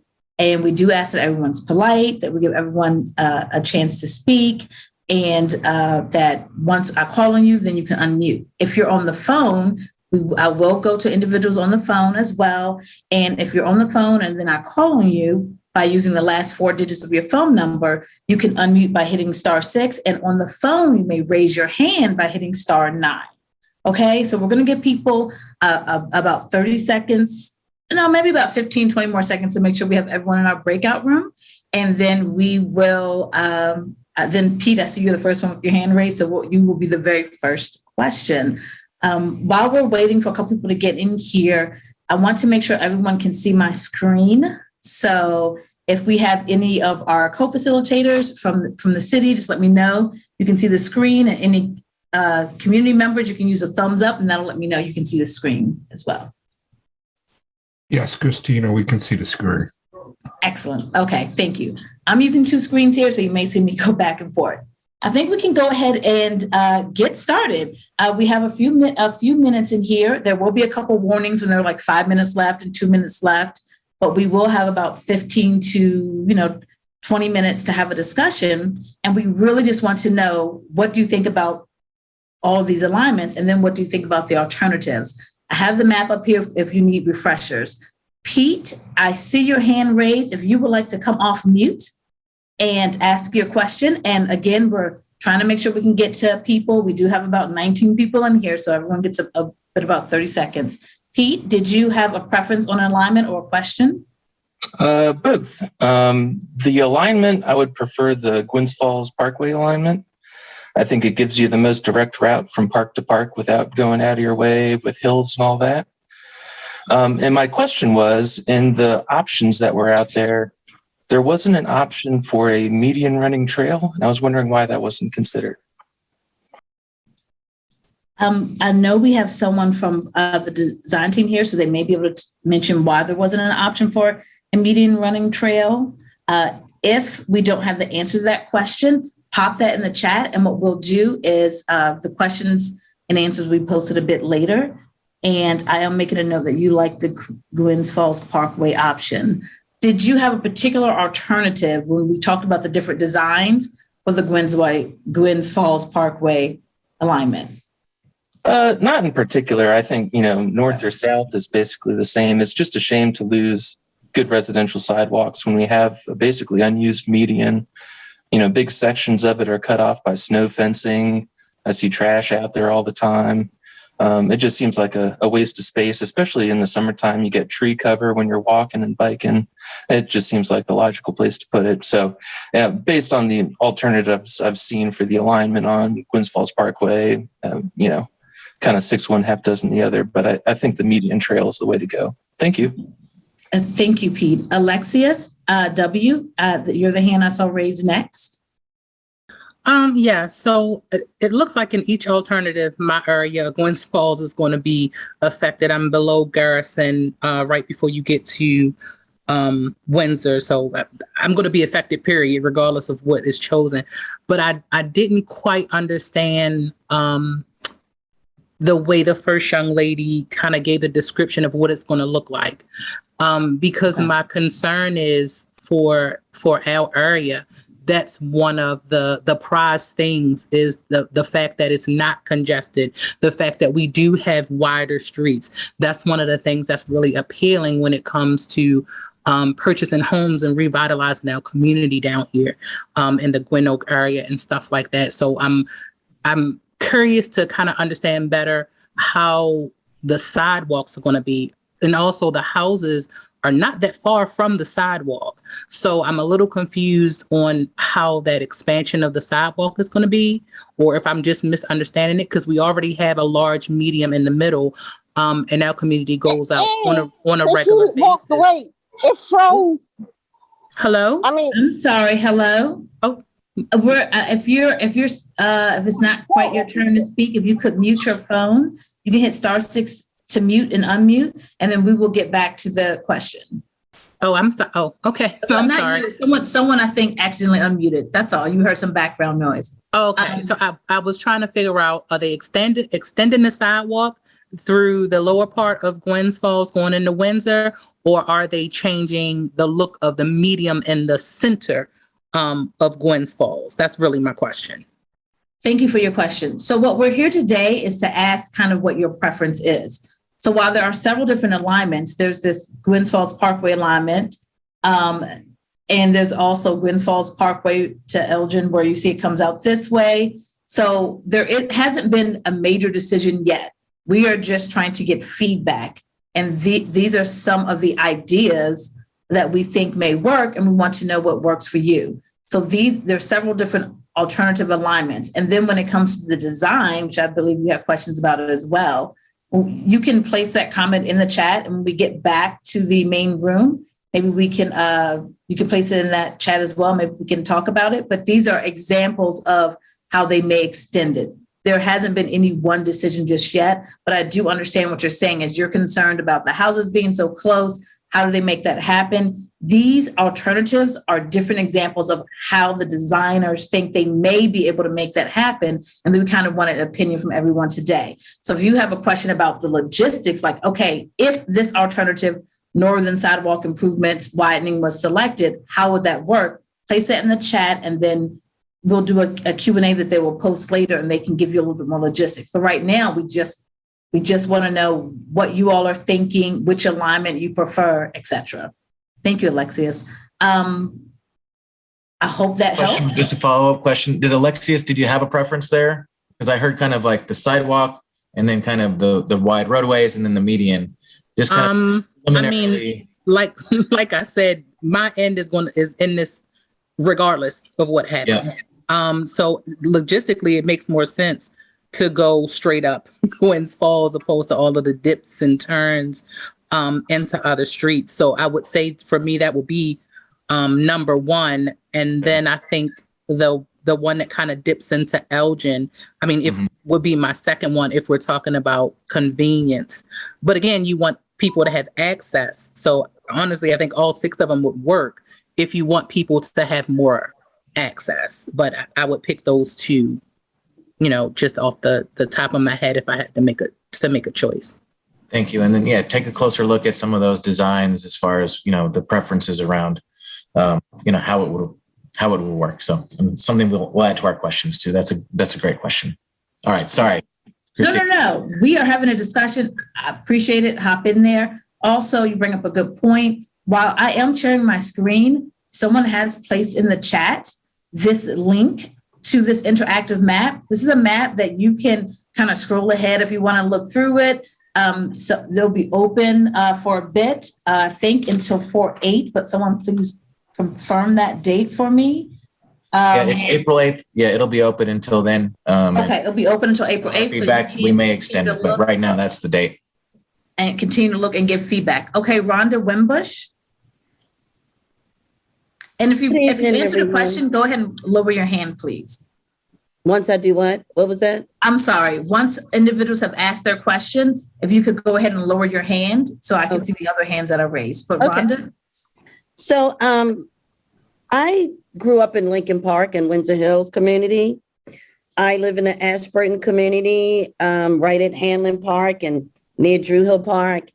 And this route if you're looking for a direct route from Lincoln Park to Druid Hill Park, this is out of the way. The direct link is down Fulton Avenue to North Avenue, and you've already created these entitled lanes on North Avenue that should be used. I don't think any of these options are good, and the residents overwhelmingly oppose it. And they are the ones paying the taxes. So I think that should be considered. But the direct link between Druid Hill Park and Lincoln Park is to go Fulton Avenue down North Avenue, and you've already created bike bus lanes on North Avenue. So that clearly makes sense. To do all of this cutting on Gwynns Falls Parkway, I just took a picture of a terrible accident on Gwynns Falls Parkway last week. It's just not good. It'll put people in danger. We already have 4 fatalities on North Avenue because of taking away a driving lane. And I just don't think any of these options are beneficial to the community and the safety of others. Thank you. Thank you. Thank you very much for your opinion and for being forthright. Colin or Patrick, did you have anything you wanted to add before I go to the next individual? Okay. I do see Peggy's iPhone. You've been waiting patiently. If you could go off mute and mention your question. And I do also see Victor and Kay Dale there as well. But Peggy? Yes. Hi, this is Peggy Murphy. I am a resident of the Hanlon community. I've been a resident there for 25 years. I also grew up at Windsor and Longwood, played in Hanlon Park. And just one of the reasons why I really love this community is because of the mediums going down Gwynns Falls Parkway. I am very much opposed to disturbing them at all in any kind of shape, form, or fashion. I do believe that, as Rhonda mentioned, North Avenue is already set up in play, that the traffic can be diverted to that area down North Avenue to Fulton and come up and be right at Druid Hill Park. So I hope that strongly is taken into consideration, something that is already existing, so we don't have to disturb it. Someone did mention that there's trash in the medium, and that, to me, alluded to that it's not a big deal. It's a huge deal for anyone that lives here that the mediums not be disturbed, whether it's trash in the medium or whatever. So that's my position. I do not want to see it, changed. Thank you. Thank you very much, Peggy. Also, I see Kay Dale with the hand raised. If you could come off mute. Hello, my name is Dale. Sorry, my first name initials. I'm sorry, Dale. I'm having a hard time hearing you. Please excuse me for interrupting. You could speak up just a little bit, or if you have a headset, use that. How's this? Is that better? That's much better. Thank you, Dale. All right. Yeah, I wanted to comment. I live on Leakin Trolley Terrace, but I've lived in West Baltimore for about 14 years now. And it's kind of hard for me to give my feedback without knowing the full scope of how this is going to connect with Lake Montebello. So not that I'm trying to not give my opinion, but I just don't really understand, specifically living on Leakin Trolley Terrace. I don't know, like, how is this going to connect with the park? So I'm trying to go to the other meetings tomorrow and the next day. So I know I'm probably going to get answers to those questions. So there's my first part of the feedback, because it's hard for me to make a decision without understanding the whole concept. But secondly, and quickly, I mean, just looking at the alternatives, it seems kind of strange to go up and around and down, or up and then down and up. So I guess I would say the Gwynns Falls Parkway one is my first option. And I would say put it where the sidewalk is right now. Whichever one is probably less obtrusive. I don't know what that would be. I'm trying to picture it in my mind, but I really can't figure out what side would be less obtrusive.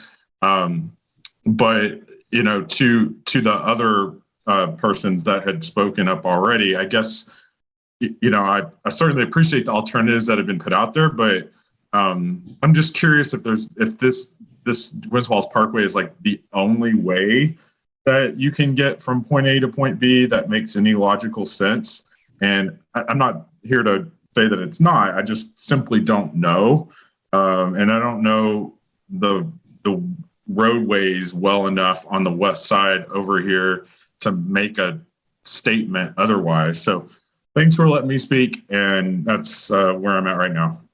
You're welcome, Dale. Thank you. And to your point earlier about the other meetings, yes, there are additional meetings, and I understand wanting a more holistic view. That's one of the reasons why this particular interactive map will be open through the 8th of April, so through April 8th, so that you can, you know, either attend another meeting or check the website for updates, come back to this map, look at it, think about it a little bit. So thank you for that. We haven't heard from Eleni yet. Eleni, if you could unmute, and I do not see anyone on the phone who's asked to speak up yet. But again, if you're on the phone and want to show that your hand is raised, please hit *9 and I will call on you. But Eleni, you do have your hand raised. I think Victor and the Hanlon Association were before me, so I'd be happy to wait if they want to go first. Okay. Victor, would you like to speak up? You can unmute. Thank you, Eleni, for your graciousness. Trying to manage and see everyone's hard to see when someone else popped up, so I do appreciate that. Great part of the discussion. Thank you very much. Victor, would you like to speak? Yeah, can you hear me? Yes, sir. Okay. Hey, Eleni, I appreciate that. You know, not everyone would do that, so I definitely appreciate that. I'll be quick. First, I just want to add some context to folks, or for folks that may not know the history behind some of the engagement around this particular sort of project. So as far back as 2017, you know, folks around Hanlon and surrounding communities learned about potential plans to have this type of project be placed along Gwynns Falls Parkway. And although residents enjoy bikes, love bike lanes, we were concerned about preserving the median, as well as other, you know, issues concerning loss of parking space. And I just say that to address sort of some folks' questions around, well, why not use the median, or why are we looking at other alternatives, is really because residents who have been around Hanlon and Panway and other communities were engaged for for some years to really preserve that historic, beautiful median. And you can, bikers want to ride down the median because of how beautiful it is in the fall and the winter, because it has such beautiful canopy and green space. So it's a question of preserving our natural space. So I just wanted to give that background. Now, to your question, in terms of the option, I would like to see a North Avenue option, mainly because, as was said before, which I think is a great point, transportation dollars have already been set aside and implemented to preserve that additional space. If you can put a bike on the same pathway as a car, I think that bus lane, which should have less traffic, bigger vehicle, but less traffic. It seems like that is like a great place to look for a bike path. So that's number one. Then number two, if I had to pick from the existing options that you're presenting, which again, I find a problem that there's not a North Avenue option, I would go with the Longwood option. Is it Longwood? Not Longwood. I'm scrolling through them if you want to take a look again. I'm on my phone, so I can't. It's not Longwood, but it's the next street over. I'm drawing a blank. But it's the Elgin? No, not Elgin. It's the street that runs north-south. Dukeland. That's right.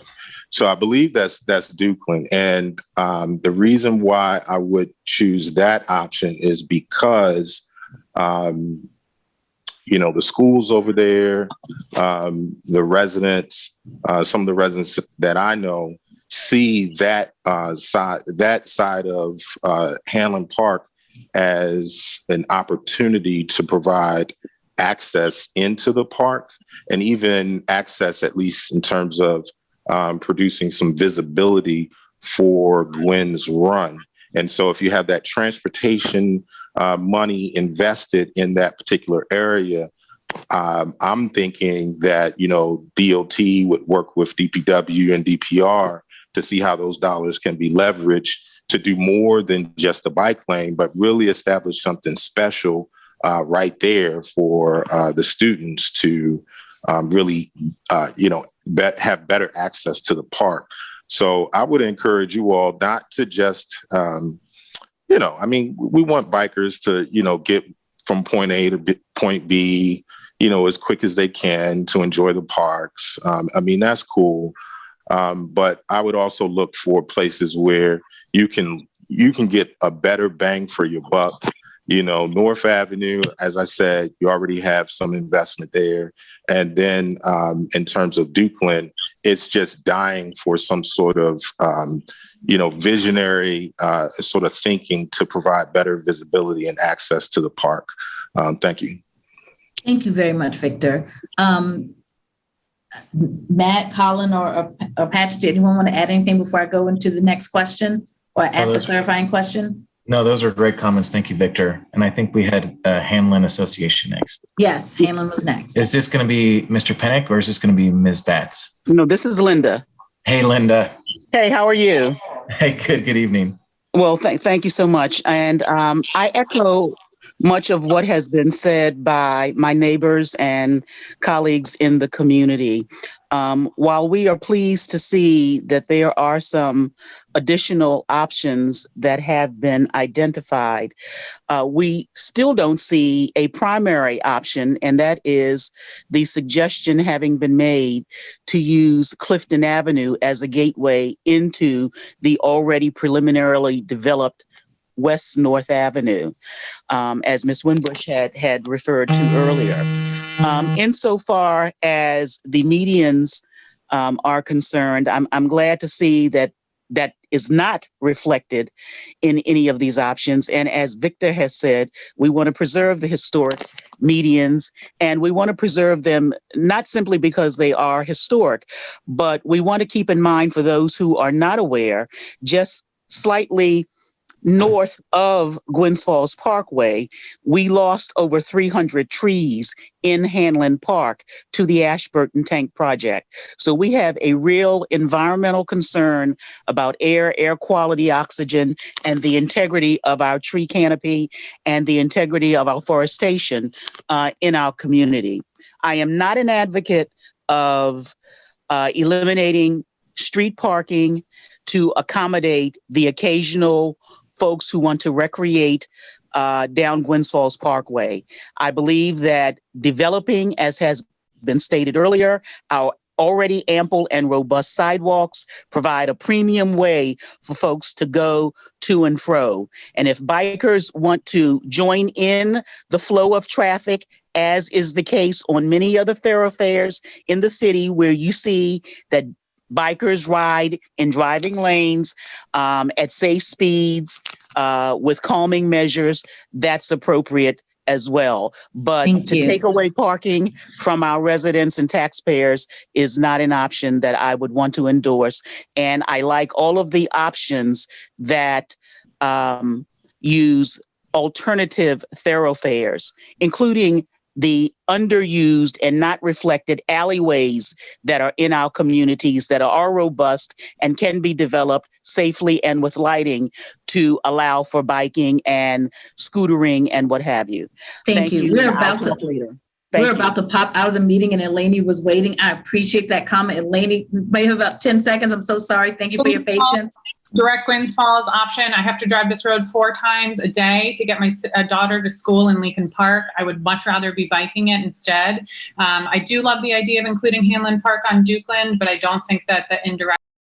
All right, I think we are good to go. Can I get a simple nod or a thumbs up if you can hear me and see my screen? All right, thanks, Eric. Yeah, so I think as Melissa said, thanks again for coming tonight. I have placed the story map link in our chat. So if you want to pull up the chat, you should be able to open this webpage on your own device. And you can scroll through at your own pace. You can listen to myself and Eric here in the room.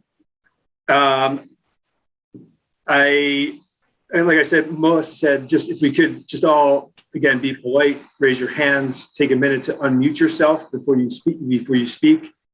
You can raise your hand and we will call on you. Try to your best ability to keep your comments to, brief and that way we can get to as many as we can tonight. The goal is to, again, just to have an open conversation about what Melissa just went over and prepare ourselves for the Slido that's coming next, which is really an opportunity for all of you to provide that input as an attendee at tonight's meeting. And then, of course, like you just saw on the story map, there's the same questions exist for the public at large if and when they complete that, or you complete that on your own time. Maybe after listening to this recording, going home, talking through it. But that's an option you can do on your own time. We'd prefer that if you're on the call today, obviously we'd save your response. Let's go back into the main room and answer the Slido at that time. So without, I guess, sort of further ado, I see one hand up. I will ask to unmute and we can go ahead. Hi, I want to know if we can go over the Tioga Parkway. John, I live on the corner of Tioga Parkway and Gwynns Falls, and that map does not make any sense to me. It's as if it's turned the wrong way. So can we go through that one? Sure.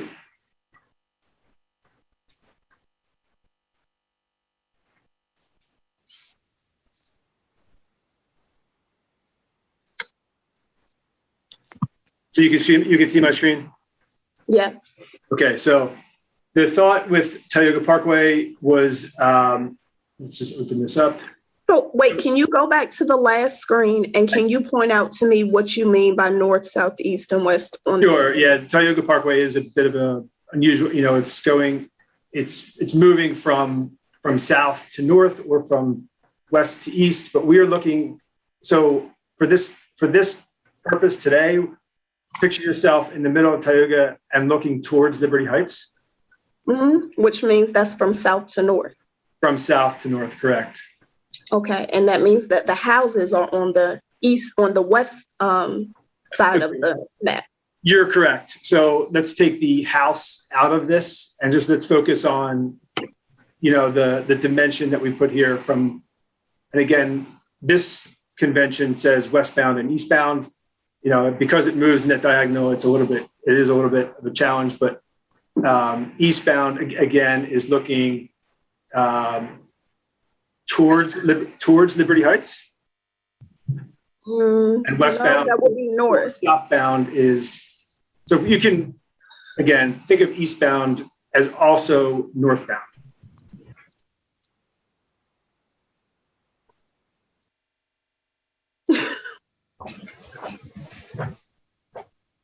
So again, you're standing here in Tioga and you're looking up towards Liberty Heights with Mondawmin on your right.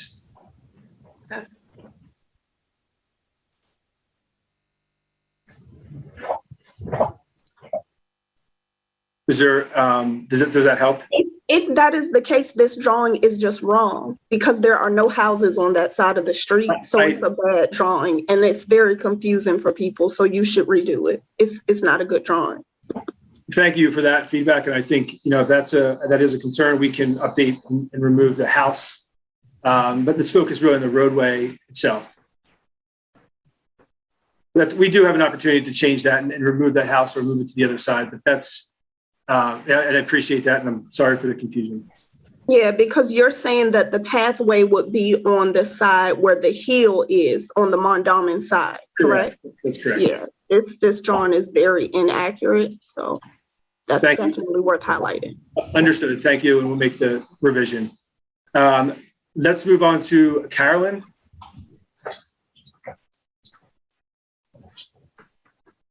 Carolyn, if you can unmute and feel free to jump in.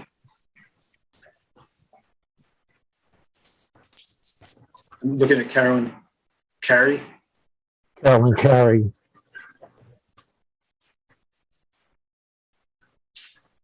All right, maybe she's having some technical problems. Can you hear me now? Yes. You can. Thank you. Okay, so along with Ms. Aziz, I live on Tioga Parkway as well. And so if we're talking about South Tioga Parkway, we're almost right there at Gwynns Falls Parkway. And if we're on Tioga Parkway, just standing there on that hillside by the mall and looking towards Liberty Heights, then we're looking from the south up to the north. And so there's nothing there but a hill. And so what you're proposing is to have like a pathway on that side of the mall. Yeah, that's correct. This is okay. So that's what you're talking. That's what you're talking about, a pathway on that side. So what do you do with the bus? Well, there's a bus that's northbound on Tioga Parkway. So it goes northbound on Tioga Parkway up to Liberty Heights and to the hub. So are you saying that bus route will no longer be there? No, of course, the bus stop would still, the bus route would not be changed. The bus stops would remain unchanged. We would make accommodations for the bus at the intersections where the bus stops exist now. This is, we don't have all of those details worked out right now. This is not a detailed release. Okay, so just to share some information with you, because I live there, and you may not see what I see, but you have a sidewalk, you have the hill, you have a sidewalk where people actually walk along the sidewalk. Then you have the street, which is northbound. The bus is coming, the bus is actually westbound on Gwynns Falls Parkway and makes a right-hand turn onto Tioga Parkway, to which it will be northbound to get to Liberty Heights.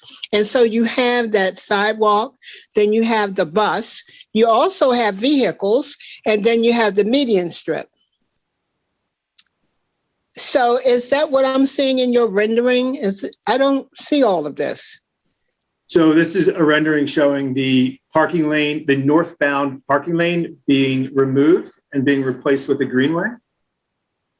But the travel lane would remain open for cars and buses. Okay, this seems like it's out of place somewhat. Okay, so where's the sidewalk? I see the median strip with the tree. This is the sidewalk on the hillside. And again, to the previous comment, I think we can revise this to show the parking lot and the hill more accurately. So we can do that. We'll make that change. And I think, the point of tonight is to obviously to answer these questions. And I'm hearing some concern with the use of Tioga Parkway. Let's just, if you can save that and that feed your responses tonight, and just don't vote for Tioga Parkway, or maybe there's another preference, another route that you would prefer. Well, I'm sorry, because the question had been asked before, and unfortunately, people have not been very forthcoming in providing a response when I was asking about this Tioga Parkway alignment, and I was just given a runaround. And then I was asking to look at this information prior to the meeting, and then it's not available. And so now I'm looking at it for the first time. And so my neighbors are going to have some problems with this, because you know what? It seems like everything is jumbled together. So we need to continue discussions about Tioga Parkway. We have houses on one side of the street, as Mrs. Z is saying, northeast. Okay, so it's north. It would be on the north. Would it be northeast or northwest? On the other side of the street where there are houses. And so if you were to come off of Liberty Heights, then you would be southbound on Tioga Parkway down to Gwynns Falls. So then that would be that would be northwest, right? Let's look at it on a map where we.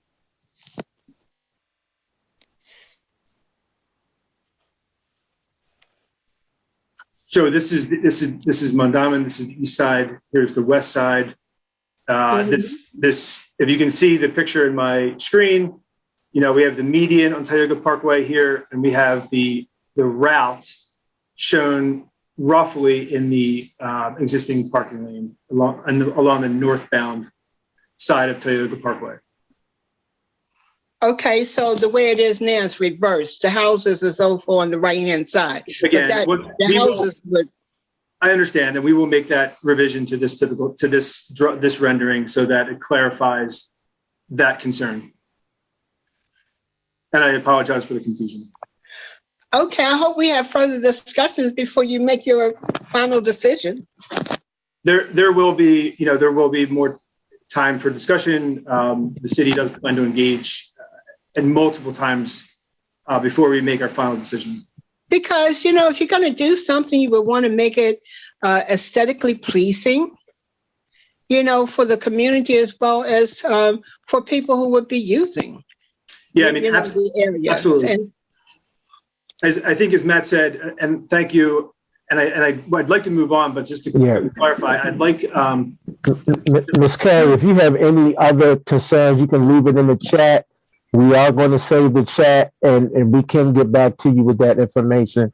We only have a couple minutes, so we want to try to answer as many questions as we can. Thank you. I thank you very much for allowing me to have input, since I've been asking for quite a while for this information. And also I put in the chat, I needed the code for the Slido. I don't see that. Was that in the main chat? That was early on before we started the breakout section. So the code for the Slido will be available again after we make this, or as we make this open this next polling. There was a code. Yeah, it'll be on the screen. It'll be on the screen in front of you. I don't just so I can clarify about a concern with aesthetically pleasing. I mean, the design of this greenway, whether it's on Tioga Parkway or others, it'll be a world-class facility with, and I think the slide earlier indicated what is a greenway. I mean, there's opportunities for landscaping and for stormwater management and lighting and all of the things that make a greenway a safe, welcoming place. that's regardless of where we're going here, where the route takes us. That's all part of the menu of options along the Greenway. So if there are concerns there, I hope to reiterate and reinforce that it will be a world-class facility. Yes. Let's go to Octavia, if you don't mind. Hi, this is Octavia Anderson Williams. I am acting president of the East Arlington Association. When I look at the maps, can you hear me? Yes, I can. Thank you. When I look at the maps, everything looks the same to me. I can't distinguish one street from the next street. What I can see is no community engagement, and that's what we're doing over here in our community, that we are engaging our community as to how they want things to look. And my community saying no for everything. It's not enough room. And I walk every day. I walk 5 miles. I walk the community. I walk Druid Hill Park. So I'm a walker. And sometimes, occasionally, I might ride a bike. Sometimes, but not all the time. But I'm a walker. I can't see where you're going to put these cars at. On Elgin Avenue, are you coming in off of Garrison to Elgin? Is that what you're talking about? Yes. You're not telling us how you're going to get from Garrison, from Gwynns Falls to Garrison to Elgin to put bikes. And have you spoke with the people who live in that area that says, hey, we may change your community up? What about my parking? What's going to happen with parking? Because I see that on Cold Spring and Green Spring, there is no way, you can't even make a right-hand turn down there, and no bikes are in there and nobody's walking. So have you did a survey with the community to get their concerns as to what is going on and how you planning on doing it, engaging the community? Because when I look at that, everything to me looks the same. I mean, everything you pulled up looked the same. The houses, the road. I couldn't see where people were going to park. No one's talking about parking. Will it change parking? How big would the bike lane be? Will it be one lane? So we're going to have one lane of traffic. So what happens if it's an emergency? I mean, these are all valid concerns. We're not at the point where we can address every alignment and every cross section and the impacts that it has across all of those criteria that you just laid out for us. I mean, they're all valid concerns, and but my thing to you is that there is no community engagement. They ask the community, this is what you want? Sure. Because we got people coming up Hilton Street on the wrong lane one way, and it should not be. The car should be at a different length so cars can get down. You come with this idea and you say it's not everything, but it's no community engagement. It's an effort to ask me, is it okay? Do you think it's a great idea? Will this change your life? How, it's going to change people's lives. How the bus is going to get up? Is a bus lane? Is it going to be like on North Avenue? When I was going to the train station, I was stuck in traffic. Something that should have taken me 10 minutes to get to the train station took me 45 minutes. And then I said to myself, I should have got on 83. So to me, it's just not enough answers as to how this going to look. And to me, every diagram you put up for every street look just alike, and every street does not look alike. Well, I appreciate those sentiments, and I appreciate your concerns, and I hope what we're hoping for in this format is that you can take this website home, you can digest it. You're not agreed that they all look very, very similar, and when they're shown this fast in a public environment, in a public meeting where we have limited time. The point here is let's take this home and so we can understand it. And if you have questions along the way, the thing is, I have done my homework. I just don't think that everybody in this community is aware as to what's going to happen. Nobody's talking about, and I'm for walking. I walk all the time. But if I'm in my car driving, and it should take me 10 minutes to get down to the train station, and it's now taking me 45 minutes. You got to take all that into consideration. I'm for agreed.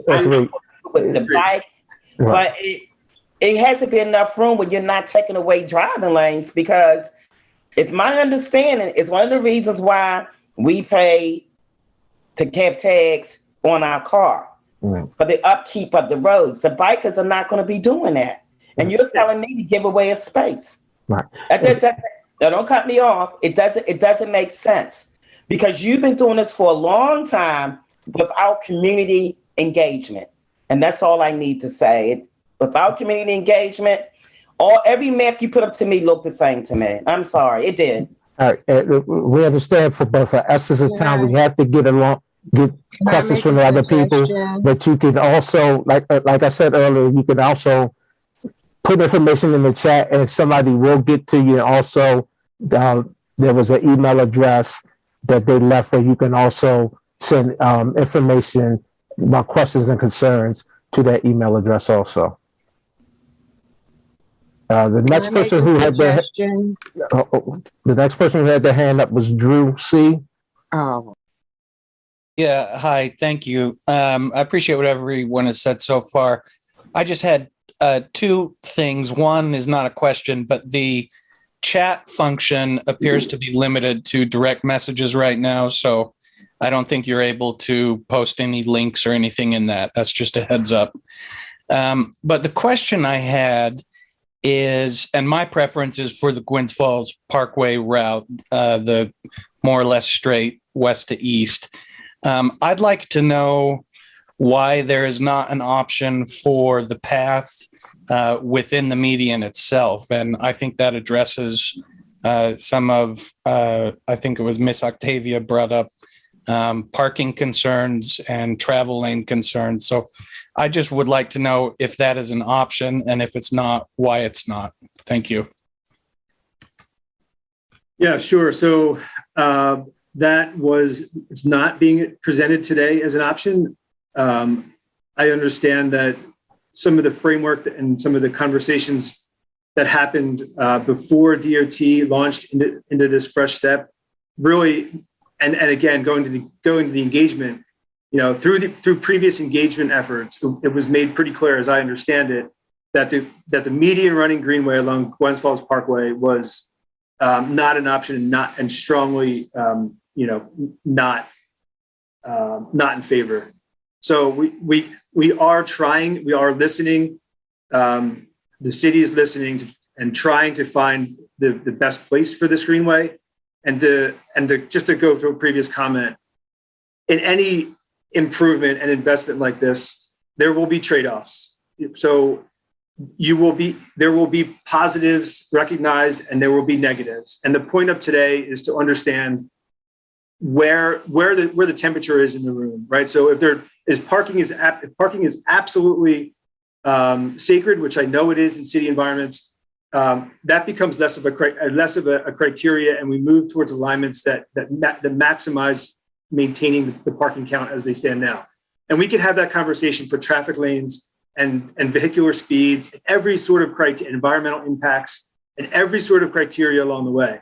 But the point of today is to understand where you are all in your community and what are the trade-offs that are acceptable, so that a world-class facility like this can be recognized, and so that residents across your community and across the city can benefit from it. Let's go to Liz. Hi, I just wanted to mention my husband and I, we live in the Mount Holly area, so we would be directly affected by this change. We are very excited about this. I just basically want to make a comment, not so much a question, but we often bike, and we have tried to bike over to the east side, over to Hamden and some of those other areas to take advantage of those resources. It's been very difficult because that infrastructure doesn't exist. So this would be a great benefit to us, so that we can utilize that side of the city without having to drive and take up parking when we do that. And I want to mention, we do pay taxes, and we both have cars, and we pay towards those services. So I think that it is important that that's acknowledged. As far as a lot of people who bike, they do also drive, so they do pay towards that infrastructure. And the last thing I just wanted to mention is we had a death in the area from a gentleman who was biking in November, who was biking on Hilton Street. I don't know if this would have prevented that, but I'd like to think that this infrastructure would make that area safer for all of us. So those are my comments. Thanks for hearing me. Thanks, Liz. Appreciate it. R.A. Mills. In the effort of time, let's keep moving. We have a few minutes left. So if I can go, I got 1 minute and 10 seconds. So my name is Mills. I actually live in the Green Spring neighborhood of Park Heights. When it was referenced about the lanes over at Green Spring and Cold Spring, I second that. If you ride there now, you will see those dividers are gone. Nobody pays attention to how snow is removed. And when some of the places where you're putting bike lanes is where snow is pushed. And then when it's picked up, whatever you put there is out of the way. So I really think you have to think about inclement weather and the impact. I second in terms of community engagement. While I understand you're on a time limit and you're trying to get through as many people, to be fair to those of us who live in the neighborhoods where you're looking to put these lanes, I would suggest following a format similar to public meetings where you get a certain amount of time to make your comment. You make your comment and you're done, right? Let people sign up for it. Like a public hearing. Right, correct, like a public hearing, because so many of us have been participating when we find out. Like I just found out about this today, and I'm here, but my time is up. So that's what I'm saying. You know, I hope we can get more engagement with more time to really express and really have maps that represent the areas. So because most of us are visual, I'm a visual person. So yes. What I'm looking at, to me, that's suburbia. I zone out. I need to see something that's representing where you want to put it, whether you use an overlay of Google Maps or something similar. All right. I think we have everyone back. I think, Mike, can you give me a thumbs up? Can you see my screen? All right. I see it. Melissa, I just wanted to double check on that link to make sure everyone got that story map link. I didn't see it come through in my chat in our breakout room, and I know someone had messaged me around that. So if you don't have it, please let us know, and we'll make sure that gets back into the chat. And again, it will be accessible on the website as well. So that's right. Yes. And Mike is going to be sending that out in the chat to everybody right now. Now I see it. All right. Thanks. Thanks, Mike. All right. So thank you all for participating in our breakout rooms. I jumped in and out of a couple. I'm sorry I interrupted and answered a couple questions. So I thought we would just do like a quick 30-second report out from each of our facilitators just to see kind of the main points of what you guys heard when you were in there. I didn't get to hear everything, and it's great to kind of understand what the main thoughts were. So I'm going to call on you guys, and if you don't mind just giving me a quick report out. So I'll start with Mark. Mark, what did you hear in your room? Yeah, thanks, Melissa. I'll be brief. We heard some opposition to the Greenway on Tioga Parkway. We were asked to clarify some of our renderings to make them more accurate. We heard a voice or two of support for the Greenway along Glens Falls Parkway. But I think that the strongest theme that we heard tonight is we just need more engagement to meet folks where they are, and get into more detailed conversations with the community who will be the communities that will be impacted by the Greenway. All right. Thanks. Thanks, Mark. And thanks everybody who was in Mark's room. I popped in and out, and really good points made by you guys. So thank you for making us better and making our process better. Oscar, will you share some main points from your room, please? Sure. Thank you, Melissa. So there were a couple of folks that were favorable of alternative one. There were also some voices that were wishing to see some use of the median. There were also some voices that were not in favor of doing that. In terms of the drawings, some people wanted to see distances and elevations to have a better idea of what what is being covered and what the challenges are. There were also concerns about the connection with the Leakin Park towards Windsor Mill. Okay. So that's in a nutshell, I think. Okay. Yeah, when we sketch, we have a tendency to sketch flat. And so, there's some topography there that, we haven't done survey yet, but it's really apparent when you know the road. So I think we'll be making some adjustments there. So thanks everyone for bringing that up. That's a great point for the folks who aren't joining us and watching this presentation. We appreciate that. Okay, so next, Brad, could you share what happened in your room? Yeah, absolutely. We had some really good discussions. The first one just being around, what does it mean to be like a active transportation multimodal path.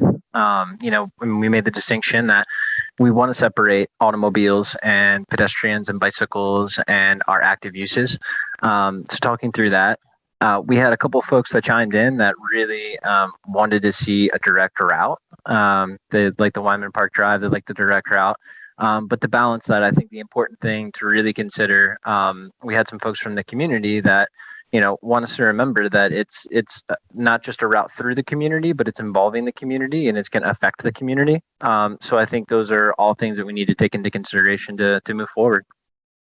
Yep.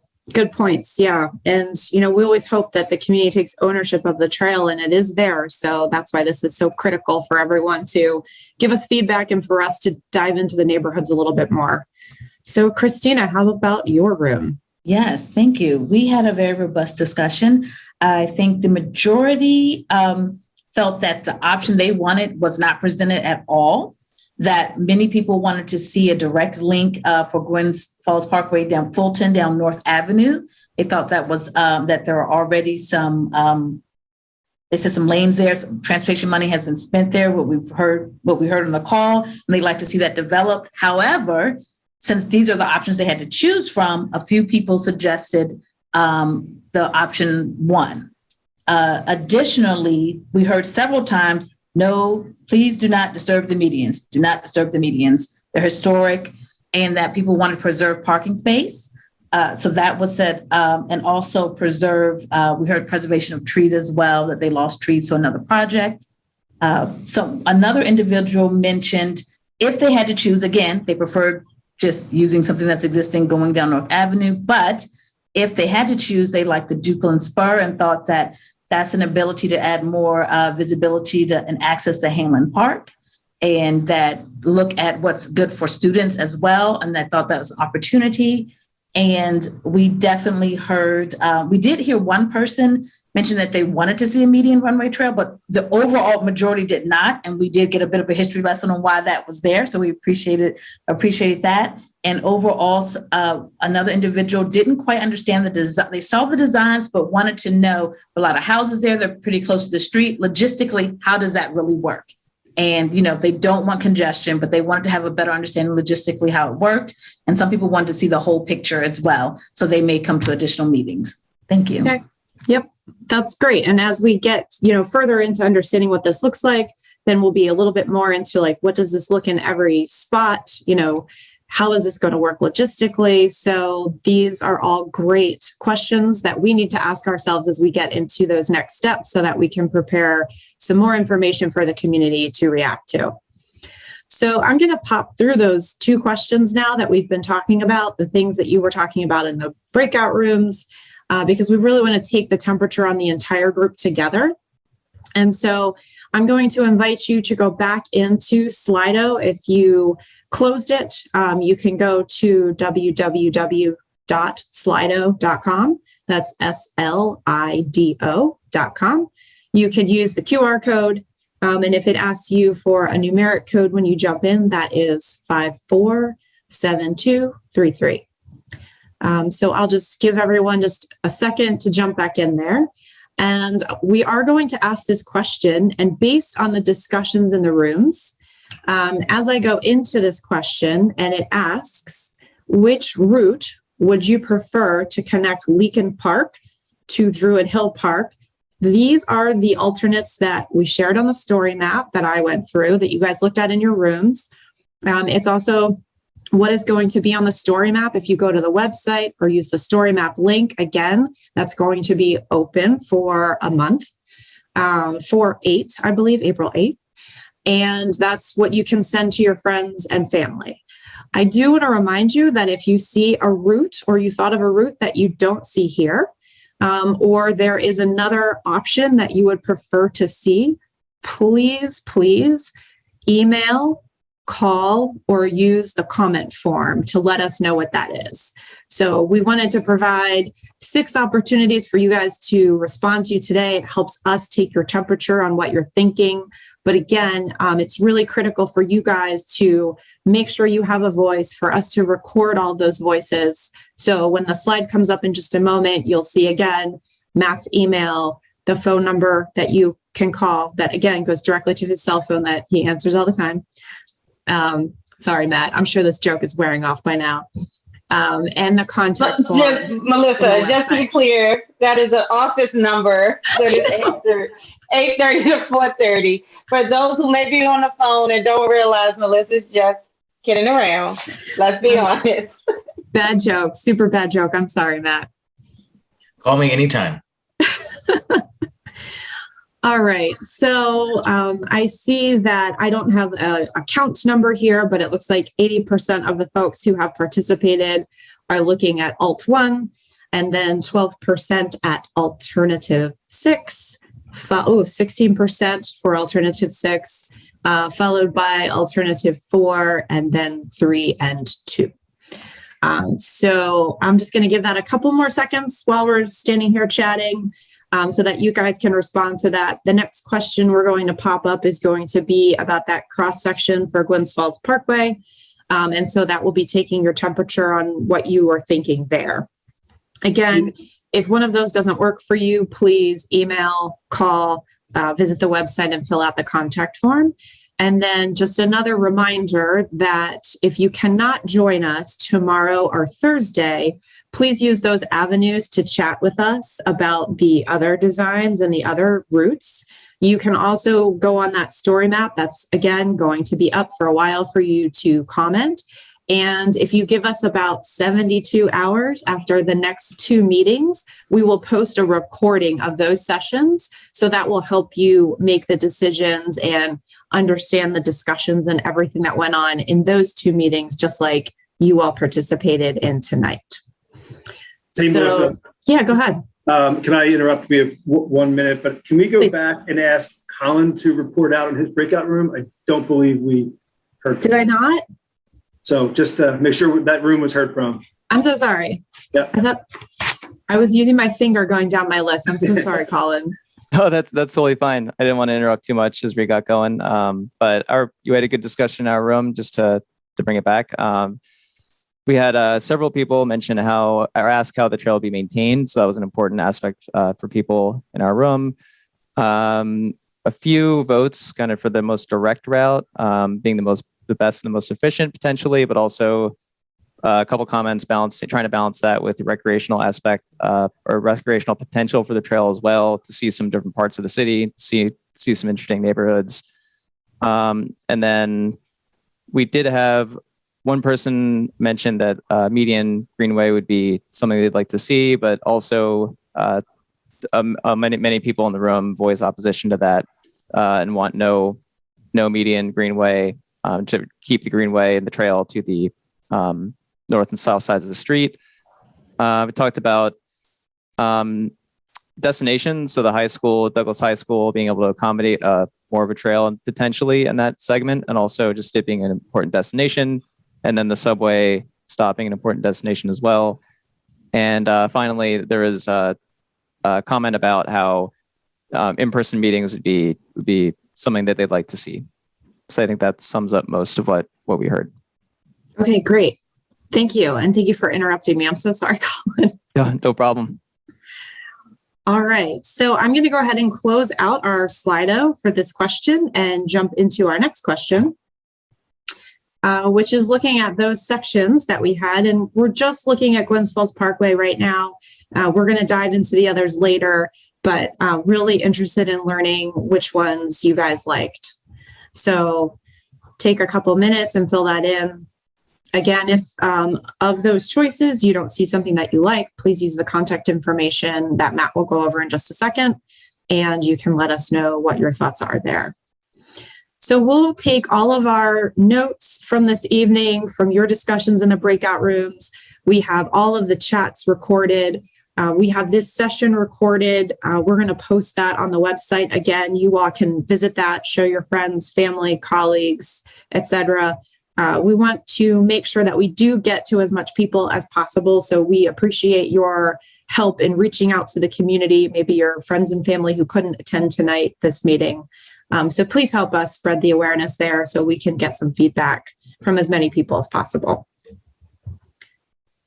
So Matt, as this is kind of churning through the last bit, and it looks like about 43% of the people are looking at that Alt 2A, which is the westbound outside travel lane using that space. It's interesting. We'll let this go for a couple of minutes. And do you kind of want to start wrapping up, Matt, about next steps, if you don't mind me not going to that slide so I can leave this open for a hot second? I just like to I'm sorry, Matt. this is really challenging.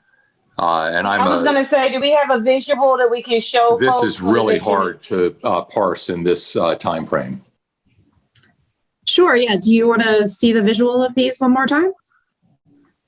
I can leave this up and go jump back to those sections. I'm going to keep this poll active and I will jump back to the story map. And I think that also kind of incorporates some of the next steps. You know, the polling here is not determining kind of the final determination right at this point, right? Like this is open. There's plenty of time to look at the webpage, digest. I think we heard and we recognize there's still much engagement to go. So we will be coming out to you. And so there's a lot of follow-up. You know, really, we're still early on in this phase. This is 1 of 3, total meetings this week. And again, continued engagement along the way before we even get to those 15% designs. So this is open. This will be on the webpage. Please take your time. There's no rush, for this evening. We do recognize it's a lot to digest. So thank you for that comment. Melissa, do you want to just kind of walk us through so people can kind of get those visuals as we're closing out the poll and closing out this evening? And then we'll talk about kind of where we go from here. Sure thing.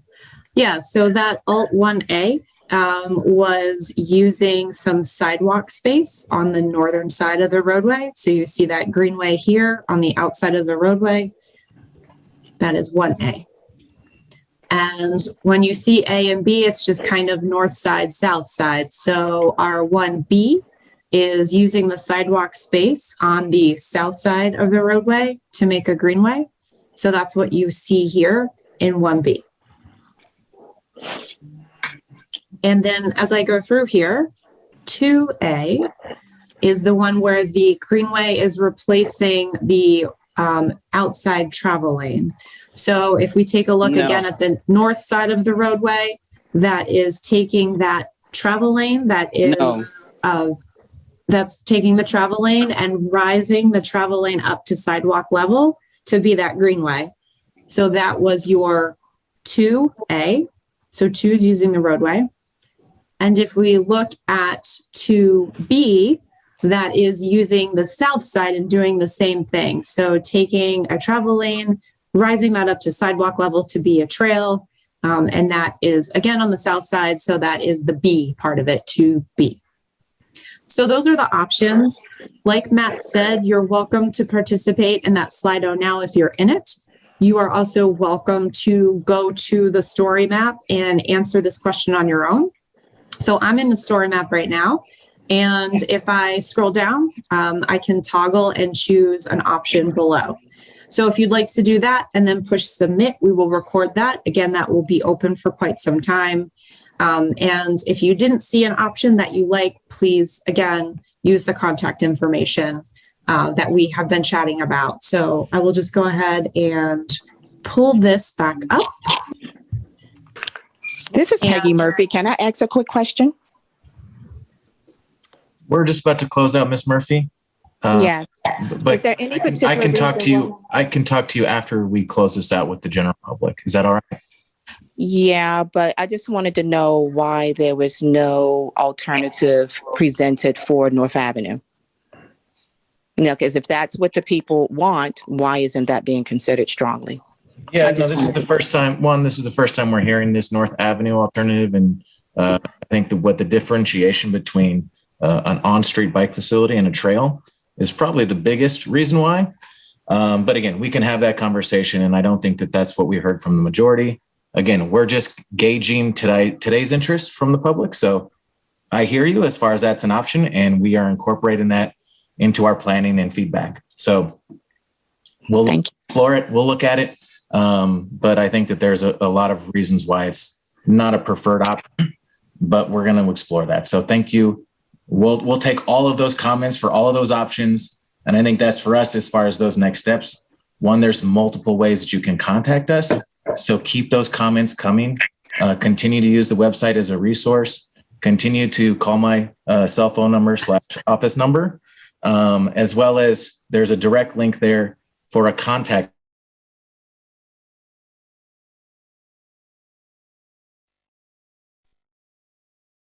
Matt, you've been muted. All good. I think so. There is a contact.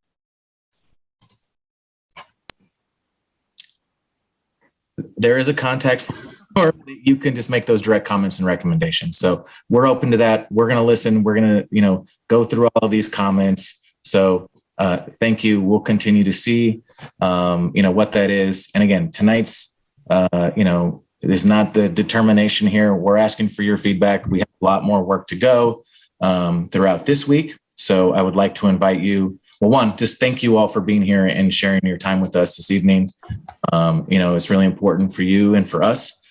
So again, thank you. We really do appreciate that. And again, we'll be exploring all these alternatives and hearing from you.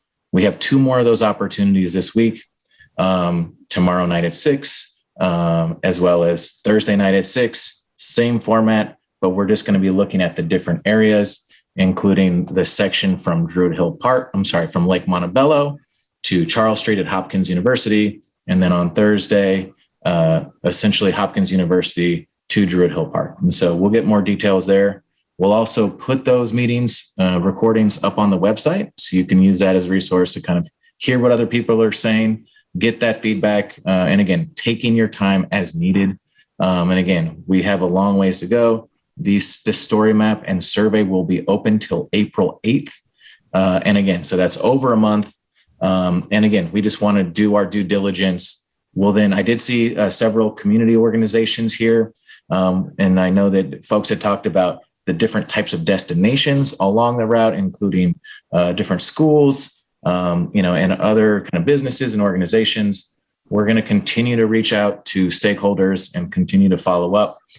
So one, if you would like us to follow up with you with a specific organization, please, again, follow up with us. And we'll also be following up. So the next kind of after this kind of week, right, which is a very busy week, and we'll continue to be updating the website. We'll continue our engagement with kind of continued meetings and availability. We will then come back in the summer with kind of an overall 15% plan saying, hey, did we get this right? Where are some kind of areas of concern? With all of this feedback, incorporating this into those 15% plans. So really kind of detailing and kind of honing in that routing and design. And then from there, kind of through that third phase, really kind of take any kind of minor tweaks that we would do to wrap up and finalize those designs to represent to you at the end of the year, and kind of finish up this phase of the overall project, which again is only 30% and continuing to have additional design input going forward, where we'll really kind of get into like intersection to intersection. And again, how I said, step by step, right? So we're walking along this trail with you. And so we will just continue, again, to work with you. So thank you. I see some other questions and comments coming through. We'll work on that as far as getting those answers up onto our website. I think there were a lot of frequently asked questions. I think that'd be a great addition. And then some other resources to kind of help connect folks with other issues. In our breakout room, trash pickup was an important one. So we do kind of have our 311 general city services, but we'd also just kind of like help be a conduit for other folks in the public to get kind of their overall community issues addressed. So that kind of run parallel with this project. So that was it. I think overall, I think we have all of those next steps covered. And I think we have all the contact info there. Melissa, was there anything else that I missed, or are we ready to break? I think we're ready to roll and hopefully see some of you all back tomorrow night. All right. Thanks, everyone. have a great evening and appreciate your time. Thanks, everyone. Take care. Good night, everyone. Thank you.